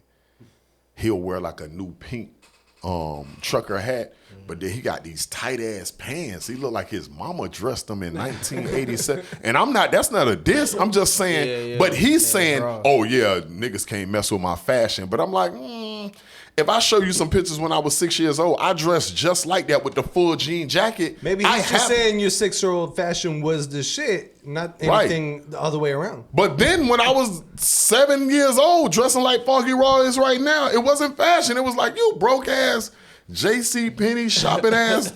My outfit didn't cost $1,100. Yeah. But you're wearing something that if I go get that right now and I put it on eBay, a bitch will pay me $900 for them jeans. Yeah. Because they're vintage. Vintage. What the fuck is that? You know what I'm saying? So yeah, there isn't nothing new under the sun. But the time's gonna keep changing different, whether it's the pants or the music. It's just like that. Are there any new artists that you want to work with since you're competing again? it don't really matter to me. Like, you know what I'm saying? I like the Ink Cuddies. I like I like Major 9. I like, me and Mike Smith got about 10 songs together that have never been released. Okay. I'm finna drop a lot of stuff. Me and Chaotic, and it's a lot of different artists that I just like. Dirty 1K, he's stupid on the mic. Yeah. Dirty 1K keep dropping these visuals like he from Broward, but we've met more than one time in the past. He done been on my TV show too, and I'm like, it's a lot of different artists that I'm just like, I'm intrigued by. Choo Choo from up here. Is that spelled obviously? Dirty 1K? It's either obvious or just put Dirty 1000. Oh, I see it. Period. Yeah, a lot of stuff should come up, but then Dirty 1K is like somebody that Kodak Black follow, Choo Choo follow. You know what I'm saying? All them, they from his school. But he like the JT Money or like Broward, if you want to get respectfully, all that whole sniper game movement and stuff like that, that's why they look after him. Like, shout out to the Frank Castles and all that. Like, I came from a whole body of work that's just different. Yeah. You know what I'm saying? And it was no camaraderie. You know what I'm saying? Like, we just respected each other. We came in the game, and I wasn't stepping on your shoes, and you weren't stepping on my white knife. Yeah. You know what I mean? Like, we just want to make it. Because I know when I came in the game, like, the same attitude I got now with what I told you earlier, like, I put people on with me because I wanted Universal and these record labels to see that it wasn't just them guys. It was a movement. Right. Like, they're literally leading a movement. They just the first ones in. Mm-hmm. So when you seen us on tour, you seen me bring the COA Babies, the Bizzle, God Rest the Dead, Under Surveillance, Ball Greasy. That's why it feels fun now. Yeah. It's going to be crazy in Jacksonville on the 17th. It's going to be crazy. You last couple shows been crazy because we did 5,000 people at James L. Night. Then, boom, we damn near doubled in Tampa. We burned that place down to the ground, respectfully. It was like 7,000 people. Now we got almost 10,000 people at a Vistar or whatever. Shout out to Space Marketing. Larry Dawg's hosting. Like, Larry Dawg is from my original, like, the open mic era. You know what I'm saying? So I don't care if it was 5 people in the crowd or 500 people. I was going to burn that bitch down to the ground. Yeah. Because I need you to understand me. Like, so I'm So High is like the record that everybody know. But I had so many hit records in the street. Yeah. They just never made it to the radio. Maybe they was too... Like, I got that Yayo. That was a big record for GrindMode. But Harry Belafonte never cleared it. So it's the same one from Beetlejuice. I got that, I got that, yo. 6 bricks, 7 bricks. It was a trap record. And the radio was like, wait a minute, they're talking about fucking cocaine. Like, we can't put this shit. But it's funny because if it was Ross and Yo Gotti and Jeezy, this shit would have flew. Yeah. Everybody wanted to buy that hook from us and all. Like, that record was big. But we were still students of the game. We were still learning. So I'm So High was like, we gonna party and dance our way through this shit. You know what I'm saying? Yeah. And I got a chance to lose enough money. We was down like $80,000 between our group. We was almost $80,000 before we got $1 million deal. So that's an investment. You know what I'm saying? Like, and then I get $1 million deal, and there's a whole bunch of shit that I don't understand because I ain't understand business. And then boom, I damn near lose everything, and I damn near was homeless. A lot of people don't know that part of the movie. You know what I'm saying? So I went from homeless to damn near homeless to back up. And I had a smile the whole time, whether I was winning or losing, because I had came from nothing. I'm a project baby for real, for real. You know what I'm saying? That's why a lot of people like to see me win, because they like, this nigga was out here with us. He was in the field for real. So at what part did you come back up? You said shit, I'm still coming back up. You know what I'm saying? Well, but in the sense that you said you were homeless and you came back up. I was almost homeless. I was losing everything, and then boom. Was that the I'm So High? Was that... No, after I'm So High and Ecstasy and all that, I had to damn near play possum to get off that label because homie that was in the group with me, he had a contract with, remember I told you he was with Icons, Get Fucked Up, and they sent a cease and desist letter and they tried to hit us because they was trying to extort us out of a lot of money. You know what I'm saying? We kind of cool now. Yeah. We smooth now, but at that time, I feel like they did some Real rat ass shit. You know what I'm saying? Like, you know, we on the come up. We about to drop our album. We're about to be on 106 and Park. We're about to be on TRL. TRL is the biggest show at that time. Then after that, we're supposed to be on Rap City. All this shit is on our dates. You understand what I'm saying? And then they saw that we got a big deal like that, and it was like, oh nah, instead of X amount of money for those beats, we want almost quadruple. We like, I'm on my New York, suck my dick, son. Suck a dick, son. Like, I'm like, nigga, we not giving you that. And then boom, they sent a cease and desist letter. So Universal, they shelved us. They was like, until y'all organize and iron this shit out, we can't keep pushing artists this like, and it wasn't even us. It was one guy in the group. Yeah. So that's why I say you end up going through technical shit. And this ain't me trying to stir up no shit. This me telling my truth. Yeah. And I'm like, damn, so I had to play possum. And I'm like, damn, my original manager, which I was the original manager, but then we had a manager by the name of Fred. He's deceased now. He had spinal cancer. And I'm like, damn, I feel like you could have fought harder for us. And then we had to sit. And then they told him, like, look, Chaos out the game. He don't want to rap no more. He back robbing and selling dope, allegedly. We don't know where this guy's at. But, yeah, it got bad at that time. And a lot of people could have been on First 48 because I was very mad. And niggas that's from my hood was not taking it. Like, I just rap shit. It's like, dog, I'm their key in. Yeah. So it's a lot of people that just, like, they didn't look. So I went through a very angry phase. Like, do you understand y'all niggas fucked up our opportunity, not just for me and my niggas, my family and my movement, my own personal movement. We talking about a GrindMode movement that I'm taking Bizzle with me. I'm taking, you know what I'm saying? We taking a lot of people with us. Yeah. So, because there was a bidding war about us. That's a lot of people don't understand that too. Def Jam, Jive, Jay, Bad Boy, Akon's fighting about us. Akon had went to Africa for 2 months. When I'm on the phone with him, shout out to Tony Neal, and he's like, you the one rapping on this song right here that everybody, I was just in Miami and everybody's playing this shit every 15 minutes on every radio station. Yeah. Who the fuck are you?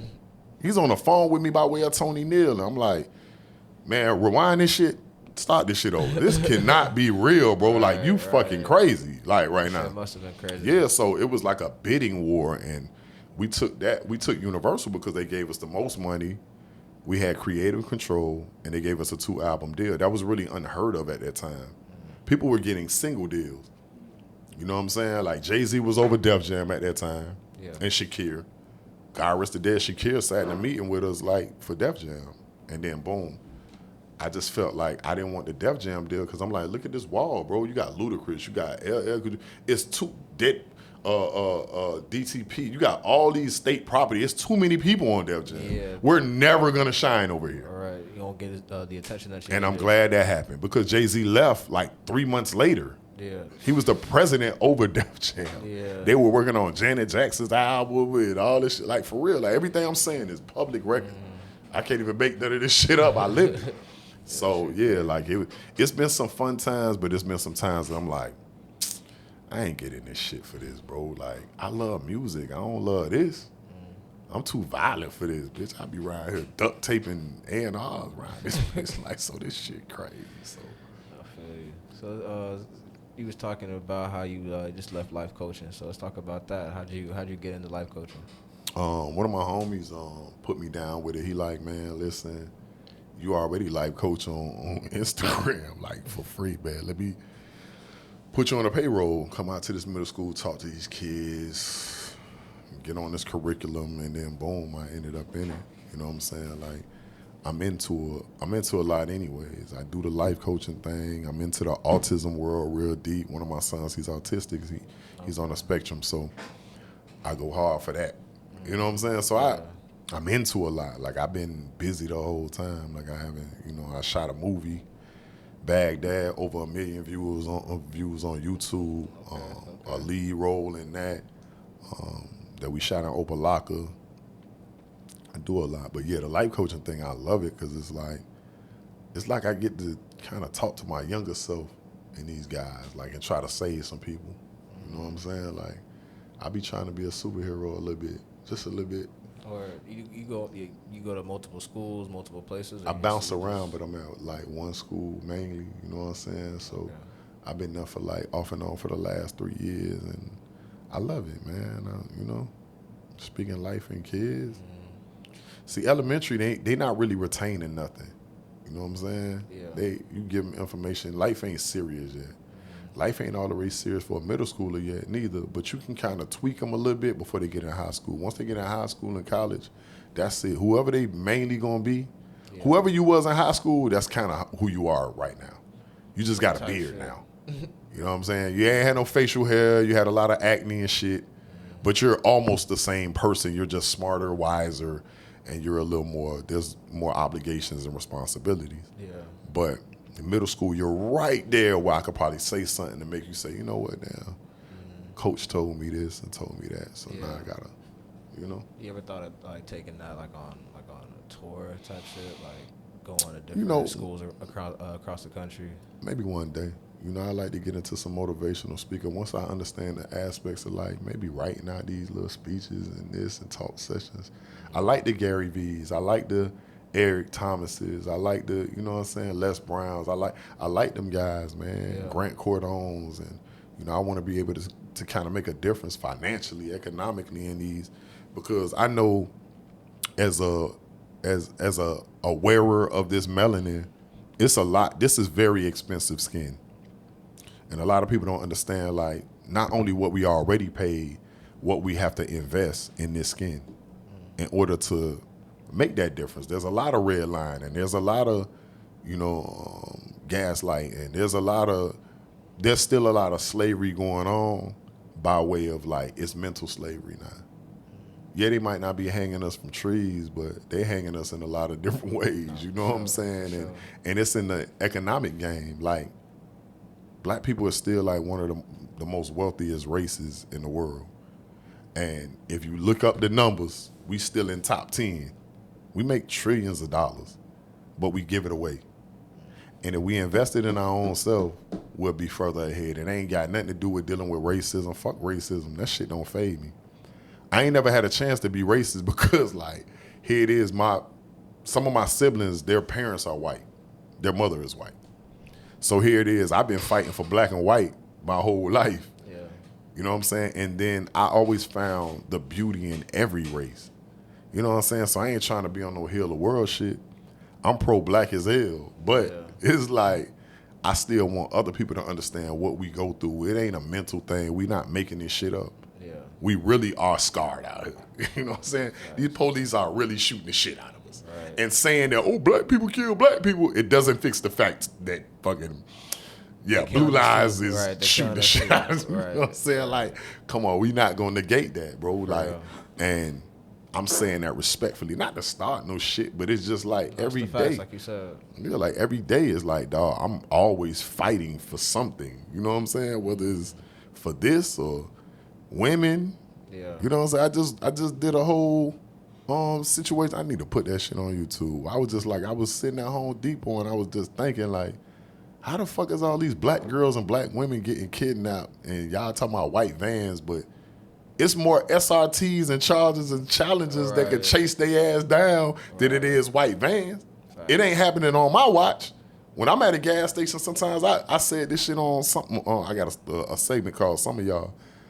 And I was basically saying, like, you know how many times I sit at a gas station and after I'm done pumping gas, I see these young black women get in and out of they vehicles, and I'm making sure, like, they good. I ain't just looking at their little BBLs or they got a short-ass skirt. I'm trying to make sure I'm still a security. I'm still a protector. I'm still, you're not taking nothing out of my village. Right, shit crazy. You ain't taking nothing out of my community. Not on my watch. Them hollow points gonna hit you in your ass. There's some organs that you might need, bitch. You ain't taking no women on my fucking watch. Yeah. So obviously, it's some people that's not watching the right things. Yeah. Because when you look at the real numbers and the stats of how many black women and girls are coming up missing every year, they're not talking about this enough on the news. At all. They talked about it for like maybe 2 months, like maybe 2 years ago. Dang, that ain't enough. And it's still current. Yeah. So where they at? Right. Give us our women back, bro. Right. So ain't talking about it at all. I ain't trying to be on the Black Power shit right now. I'm just, Oh, you gotta speak it. You gotta speak it if you feel it. You know what I'm saying?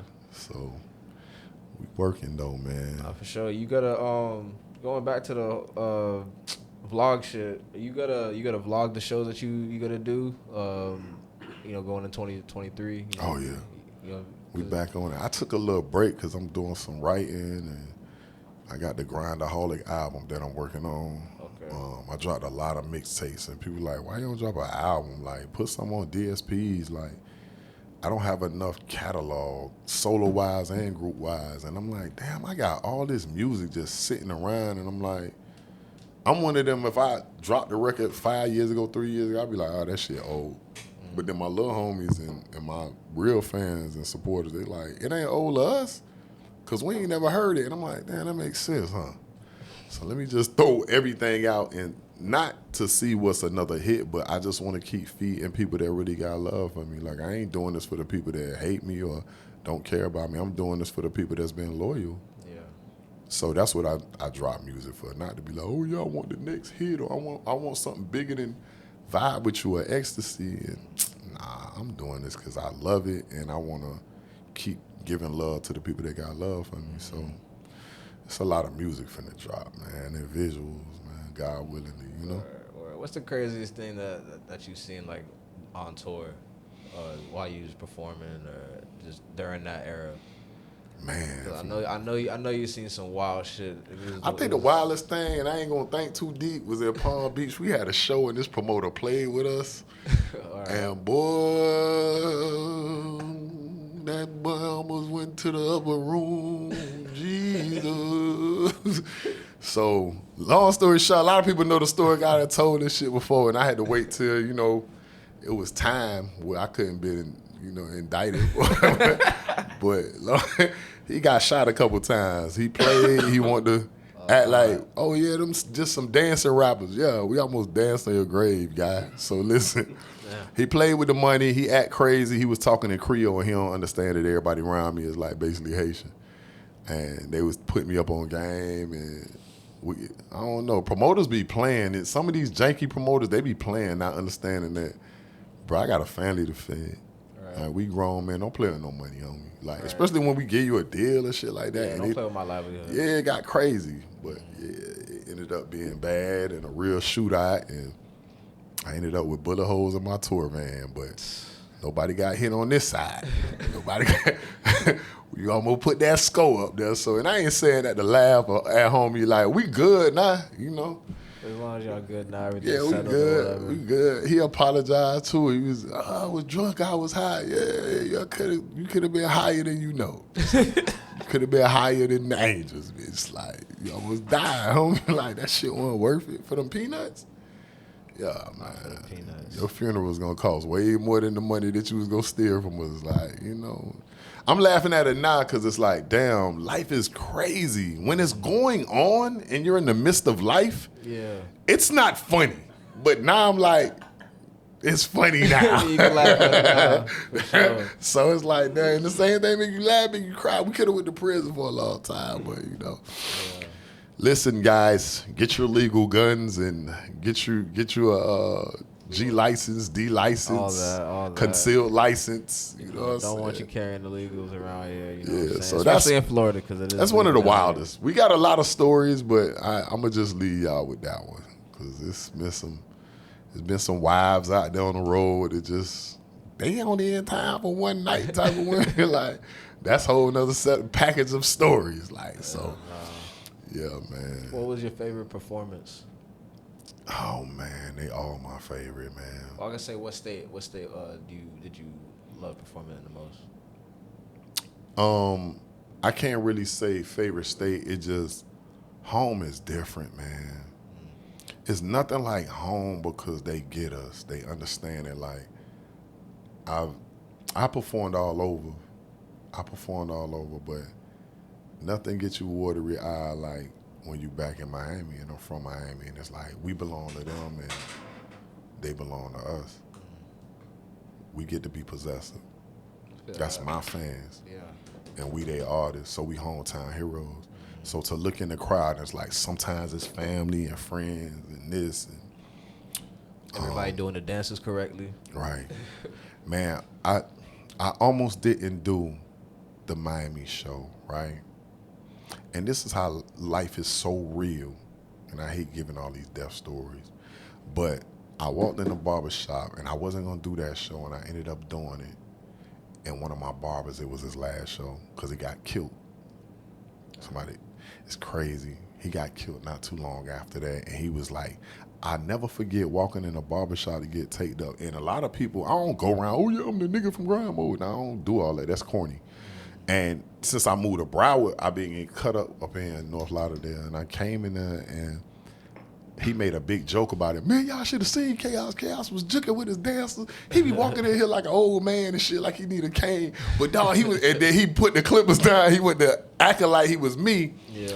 And he had everybody crying, laughing in the barbershop. And then the other barber was like high as hell. He was smoking. He came back. He was like, wait a minute, that's my favorite song. This nigga been in here for 3 years.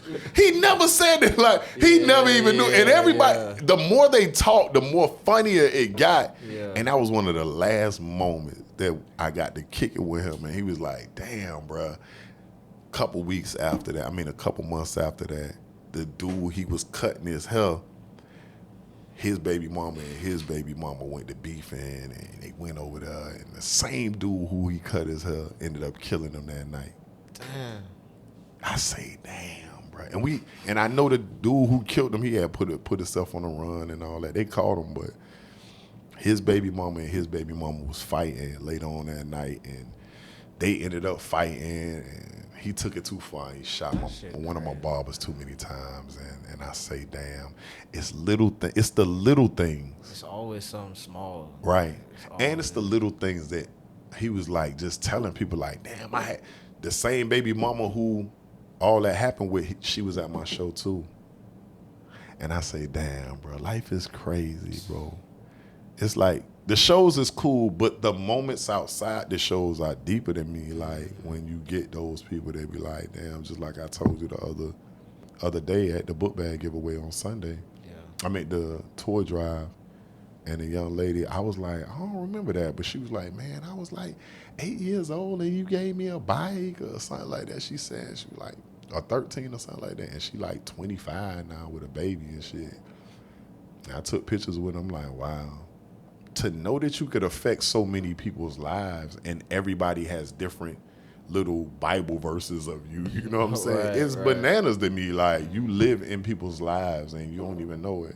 And some of these people I probably never meet and have a one-on-one with them, but it's mind-blowing, bro. So everything's a show to me. You know what I'm saying? That's what's up, man. That's what's up. That's deep as well. Do you have anything like you want to say to the people that like you got coming out? Anything you working on? Like, I don't know, anything that you're doing like other than life coaching? You talked about that. Anything that you do outside of music? beingimpact.com. That's my website. I originally started that because I was doing autistic shirts like Autism Can't Stop My Greatness and anything related to autism. Shout out to all the people that represent that blue light and those puzzle pieces that we gonna keep putting these puzzle pieces together until we put our babies back together. There's no cure for autism, but I need y'all to keep praying for us parents that have children with disabilities, because it's not easy. You know what I'm saying? When you got a child and you got to understand their sensory, and it doesn't matter what side of the spectrum that they're on. Every child is different. So you can't be like, oh yeah, my nephew autistic and my daddy isn't. That shit don't mean nothing. They ain't got nothing to do with my child. Right. Respectfully. And another thing I want to say on that topic too is like, man, if you listening, watching this, and your child has a disability, don't give up on them. It's too many fathers, especially black fathers, that's running from them. None of these kids are perfect, and I know as a father, we all want that perfect, that Michael Jordan, that Emmitt Smith. I know we want them perfect babies, but when we don't get them, God gave it to you for a reason. So utilize the position that God put you in, and that's how I took it, man. I got way more patience now from having a child with autism than I ever did. Yeah. Because you looking at a nigga that said, man, I hate repeating myself. Nah, that's all I do with his annoying ass. My son annoying as fuck. But that's my baby. That's my heart. That's my responsibility. That's my project. You know what I mean? I was telling somebody that earlier. I say, man, my autistic child is the funniest one, and he don't even crack jokes. He just funny as shit, and he live in a headspace like Rain Man. He like live in a world that's, you have to come to where he at. Yeah. You can't really make him get to where you at. Like, you know what I'm saying? I used to have to tell my grandma that, like, stop telling him what to say or talking to him. No, you gotta come where his dialect, where he understands the word. These are the 500 words that he know. You got to get to where he at. You can't make him get to where you at. So it's different, man. And he's taught me so much, man. Yeah. He's taught me so much. So that's the only thing I want to leave on that note. You know what I'm saying? beingimpact.com. If y'all want to support me, that's the way to do it, man. If you go on Instagram, it's @beingimpact. You know what I'm saying? And it started off with autism, but it's a lot of my slogans, my songs, my lyrics that I'm, turning into shirts and shit like that. So that's my little creative side. Anything else is just, y'all watch the Baghdad movie. We like 1.3 million views up. Anything I do, I try to put numbers on the board. Shout out to Hood Vlogs. That's like a Miami. It's a LA thing and it's a West Coast thing, but when homie came to Florida, he tapped in with me and was like, man, you somebody I feel comfortable with going in these dangerous neighborhoods. He Russian. This my Russian homeboy. He like a straight white boy, but when he talk, he sound like he in like the mafia. Like, so he was like, listen, man. I'm like, man, I don't even understand why you scared. You be in Jones Projects, and 1 minute you with the Crips and the Bloods and the Latin Kings and the Mexican gangs. I'm like, bitch, I ain't going where you at. So nigga, like, so we just clicked real good. Shout out to Hood Vlogs, man. I took him through Little Haiti. We almost 1 million views. I took him through Cutler Manor down where I'm from in Goulds, Florida, and we almost 1 million views like that. So we putting numbers on the board. 2023, we back doing those. And Opalaka coming up. Little Haiti, Cara City coming up. So y'all gonna see me back in the hood with that. Other stuff I've done, just Googling, nigga, man. Like, just Google. I'm Googleable. I know that ain't no real word, but I'm making it a word. You know what I'm saying? So no, we definitely go check out the site and shit, you know what I'm saying? Definitely support you that way. I'm gonna get that from you before you leave. So y'all have anything y'all want to ask before we close this out? I think I got some off. I'm good. I got a couple questions. go ahead. This is Gabe, another host for Florida Vibe. Yo. She came in with that baseball bat, boy. I almost shot her through the glass. She don't even know it. I was like, oh, invasion. Oh, they don't even know. I got 16 rounds to 30 left, bitch.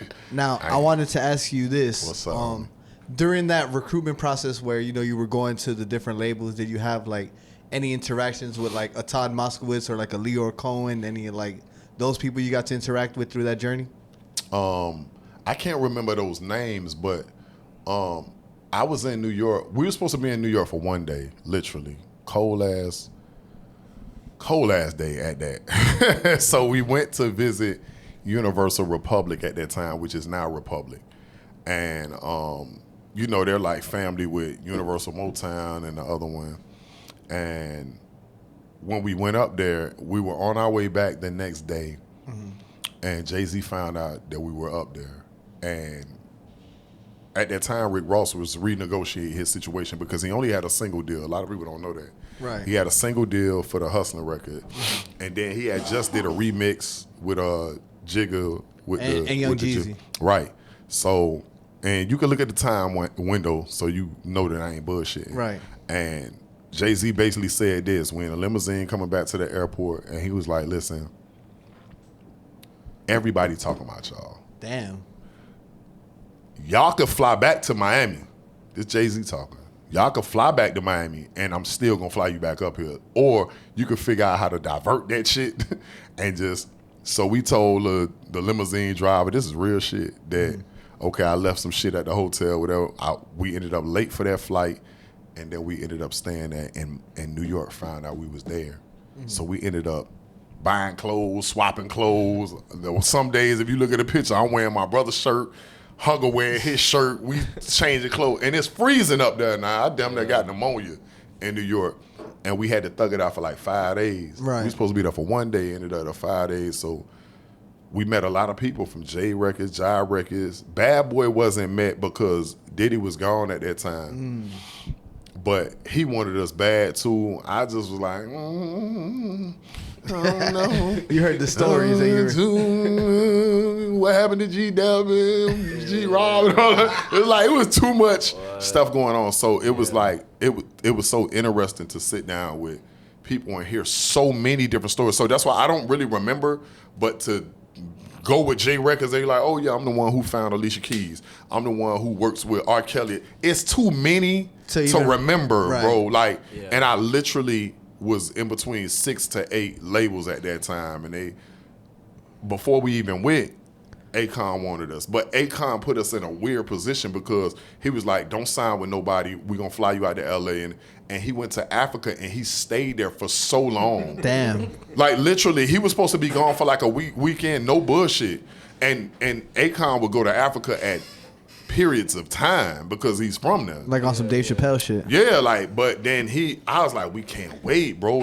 And then it's so crazy because we kind of liked it, that position, simply for the fact that T-Pain was hot at that time, Akon was hot at that time. He had like Rock Steady or Rock City or some other little African dudes and shit. He had a lot of artists, but he was favoring us. And I was like, can't fucking wait, bro. We're hot right now. And then I don't know if Ecstasy's popping in the streets. Right. But then I'm So High is like this, and people are like, we need them. And then it looks bad to turn down too many people, because at that time we really wanted Po' Boy Chains. Right. I really wanted to be on Slip and Slide. You know what I'm saying? We wanted to be like hometown hero, but then everybody kept respectfully. People was like, that's too small for y'all. Y'all big. Y'all supposed to be the next Fugees or, you know what I'm saying, Black Eyed Peas from Miami. Y'all could be bigger than Pretty Ricky and shit like that. And I'm saying this with love. Of course. Yeah.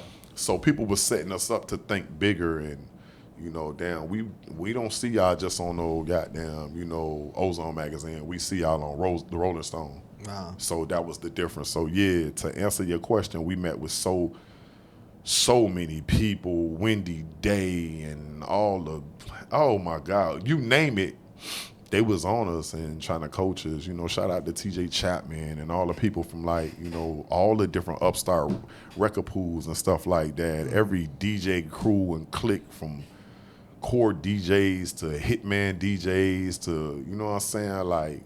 Oh man, LOD, you name it, we was a part of it. So, but it was a learning process. No, definitely. And then also I wanted to ask, what's working with Sam Sneak like? Man, because I always is he a DJ or is he a producer? He's a Miamian. Miami alien. Cultural influence. I don't know. He's not from here either. He's so from Miami, but he's not. He's to watch him work is just incredible. You got to keep in mind, y'all getting the Sam Sneak now. I'm talking about the Sam Sneak that on that DJ Rushmore, there is, after Uncle Al, Al can't really be on Rushmore because he's the god of Miami DJs. It's crazy to put him on there. I met him a couple times before his demise, and just to be a little guy watching him, and I know you talking about Sam Sneak, but that's another version of Uncle Al to me. That's how I see him that big. Right. It's all about, Sam Sneak. It's all about DJ Nasty. It's all about Chipman. Yes. Because if there is no Chipman, there is no Ecstasy. Right. We were paying homage to Chipman. That's really what that was about. Us saying, us remake. You know how Lil Wayne could hear your beat and it's I'm finna fucking make that shit better. Yeah. That's all we did with Ecstasy. That's us. And it's really me saying, man, I love Chipman so much, bro. You don't understand how much I love Chipman. I'm a big fan. Everything he touched, it was so crazy. So we did that and we couldn't get Chipman. And I was always around DJ Sam Sneak at Take One and at different strip clubs. And that chirp was impeccable. That fucking Nextel chirp on your song was like, that's DJ Clue. That's DJ Funk Master Flex. And Funk Master, when you heard that Nextel chirp, it's like you made it. No, for a fact. Nobody gave a shit about nothing else. If you had that Nextel chirp and it's like, jam, squad, that was a big thing. Right.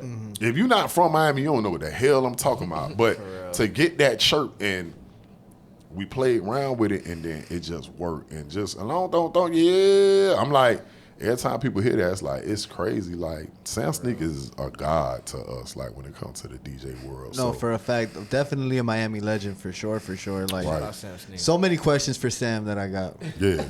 Yeah, y'all got to get him in here, man. That's a fact. He lives on the road with the whole Raw shit. I'm so proud of him, bro. Like, because long before he ever was that DJ for Ross, like, we wanted him. You know what I'm saying? That was the purpose of. You didn't hear Sam Sneak on music before you heard him on Ecstasy. Right. Go look it up. If it is, like, we haven't heard it. You know what I'm saying? Like, he's on a lot of music now, but we hadn't heard it. And then when we made it happen, I was like, we got DJ Sam Sneak. Like, people ain't know other places, but it's so crazy. They didn't know him, but they knew that chirp, and they knew that jam, squad. It was like, you know, it was monumental. So, yeah, that's to answer your question, man. Sam Sneak is fucking king. For sure.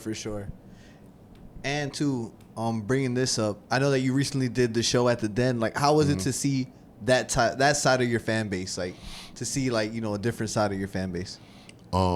They always been there, so it's like just revisiting. You know what I'm saying?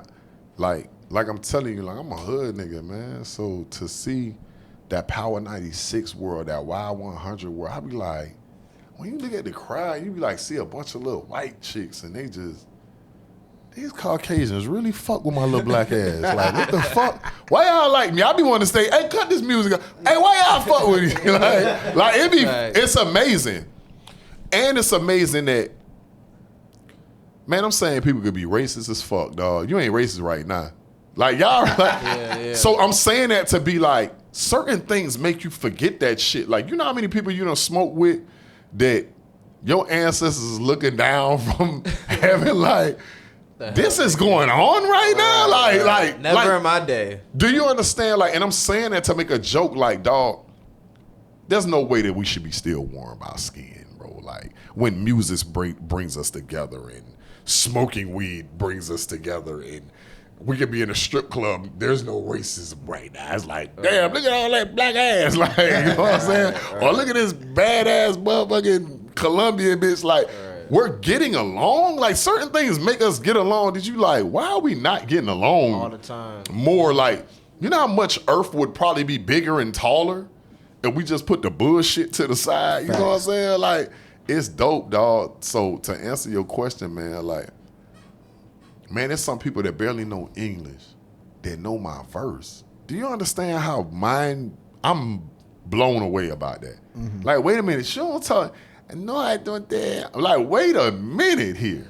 But you understand what the fuck I'm saying in this song? Like, this is beyond me. You know what I'm saying? Like, so I love music for that reason, dog. It's therapy, it's medicine, and it's a connectivity that I can't explain, dog. So yeah, the Den was dope, man. It was just, it felt good. That's why you see me in my natural form, like somebody was like, damn, you like the little white dude, like you was really feeling him. I was like, I called him out when I was on stage, like, man, come here.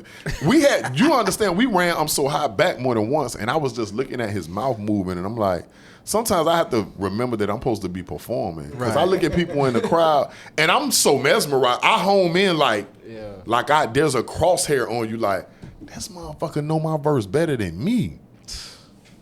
And dog, Lil homie had been waiting all night for that shit. He like, encore, run that shit back. And I'm like, we from two different walks of life, man. That feel good, bro. That feels good, bro. Like, so yeah, Den was dope, man. Yeah, because I've been to hella parties where I wouldn't expect to hear GrindMode, and it gets played and everybody act accordingly, you know? Right. For sure. That's what love feel like, bro. Like, We And then- definitely got to get the rest of GrindMode up here. You know what I'm saying, for the next time. Facts. You know Let's what I'm line it saying? up, You man. Got to. Hold on, I got one more question. Go ahead, one homie. more question. Go ahead. All right, if you had to bring one back, Rolex, Take One, or Coco's, which one would you bring back? Oh man, Good question. wow, that was crazy. Cause I have a different set of memories for each one. Rolex still exists, but it's not the same. It doesn't feel good.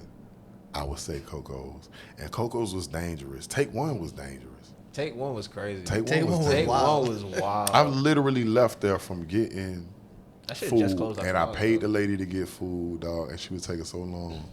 And I say, fuck this shit. And it's been more than one time I done had like Final Destination moments, and I'm like, I left and I heard the shots, and everybody who I was standing with got killed. There was 3 people with me, bro. And some just kept saying, fuck that shit, go on. And I was like, I don't want no fucking McDonald's, bitch. I want this barbecue. This shit always good. And I'm arguing with the spirit that's telling me, yo, let's go. We gotta move. And it's happened to me like 5 times in my life. The dude I talked about at the beginning of the interview, Jeff Jones, was my homeboy. Like, I'm chilling with him, like, and I'm gonna finish answering your question. I'm like, I'm chilling with him, and this man Trick homeboy, and Trick helped, I think, helped bury him. He had to like pay for the funeral, and something just, come on, Chaos, let's go. And I'm telling him, and who would have knew that was the last time? And by the time I put the keys in my door, I walked home, and I had to give my homeboy some money because we used to run scams at Kmart, where he worked at Kmart, so. He'll be like, all right, my manager ain't here at this time. I go through the aisle, get whatever like plumbing tools or shit like that that's expensive. Yeah. He has the receipt. He give me the receipt. I come up there. This before they had cameras all in Kmart. I give him the receipt. He'll give me the money back, and we'll bust the money down when I come back to the projects. Yeah. So I be done did that like twice in a day, made like $300, and I come break him out like, oh, here go $100. And I'm chilling with him. And some just telling me to leave, and I leave. And some niggas came there to rob the dope hole. They took everything out his pocket, broke my homie neck, shot him with an AK, killed him. And I'm like, damn, that reminds me of when I was in front of Take One. Take One is a dark place for me. You know what I'm saying? Because somebody ran in on one night with a chopper. And I'm like, oh shit, bitch got hit by me. And I'm like, dog, Coco's and Take One. Coco's is crazy. But Coco's helped break GrindMode. God rest the dead Big Will used to be with us. He had a night there, and boom, we used to be in there all the time. Every time we left like the Roman pub or Tucker's down the street, the open mic, and I just remember being a god in Coco's. And I remember how good them Perry wings taste right now. I can taste them right now, I swear to God. I could eat this microphone because I taste them right now. It's something about like the smell of Black and Miles and drugs and maybe the STDs in the air that make the chicken taste good. The STD fumes make the chicken, so we're eating chlamydia and syphilis on the chicken. Cause when I tasted Perry wings wild. down the street at the place they sell it, it doesn't taste the same. So I know it's the STDs and the ass clapping, all that ass clapping and like, If it don't got STD in there. yeah, it's like the it ain't STDs same. make the chicken taste good. Y'all could quote that. That's a clip right there. I gave it to you. That's what it is. I'm telling you, man. STDs make chicken taste good. And if you put that as the highlight, people gonna be like, what the fuck is he talking about? But niggas from Miami understand. Like the gunpowder in the air, all that, it infuses in the chicken. So you're like, damn, this is gunpowder and motherfucking crabs, bitch.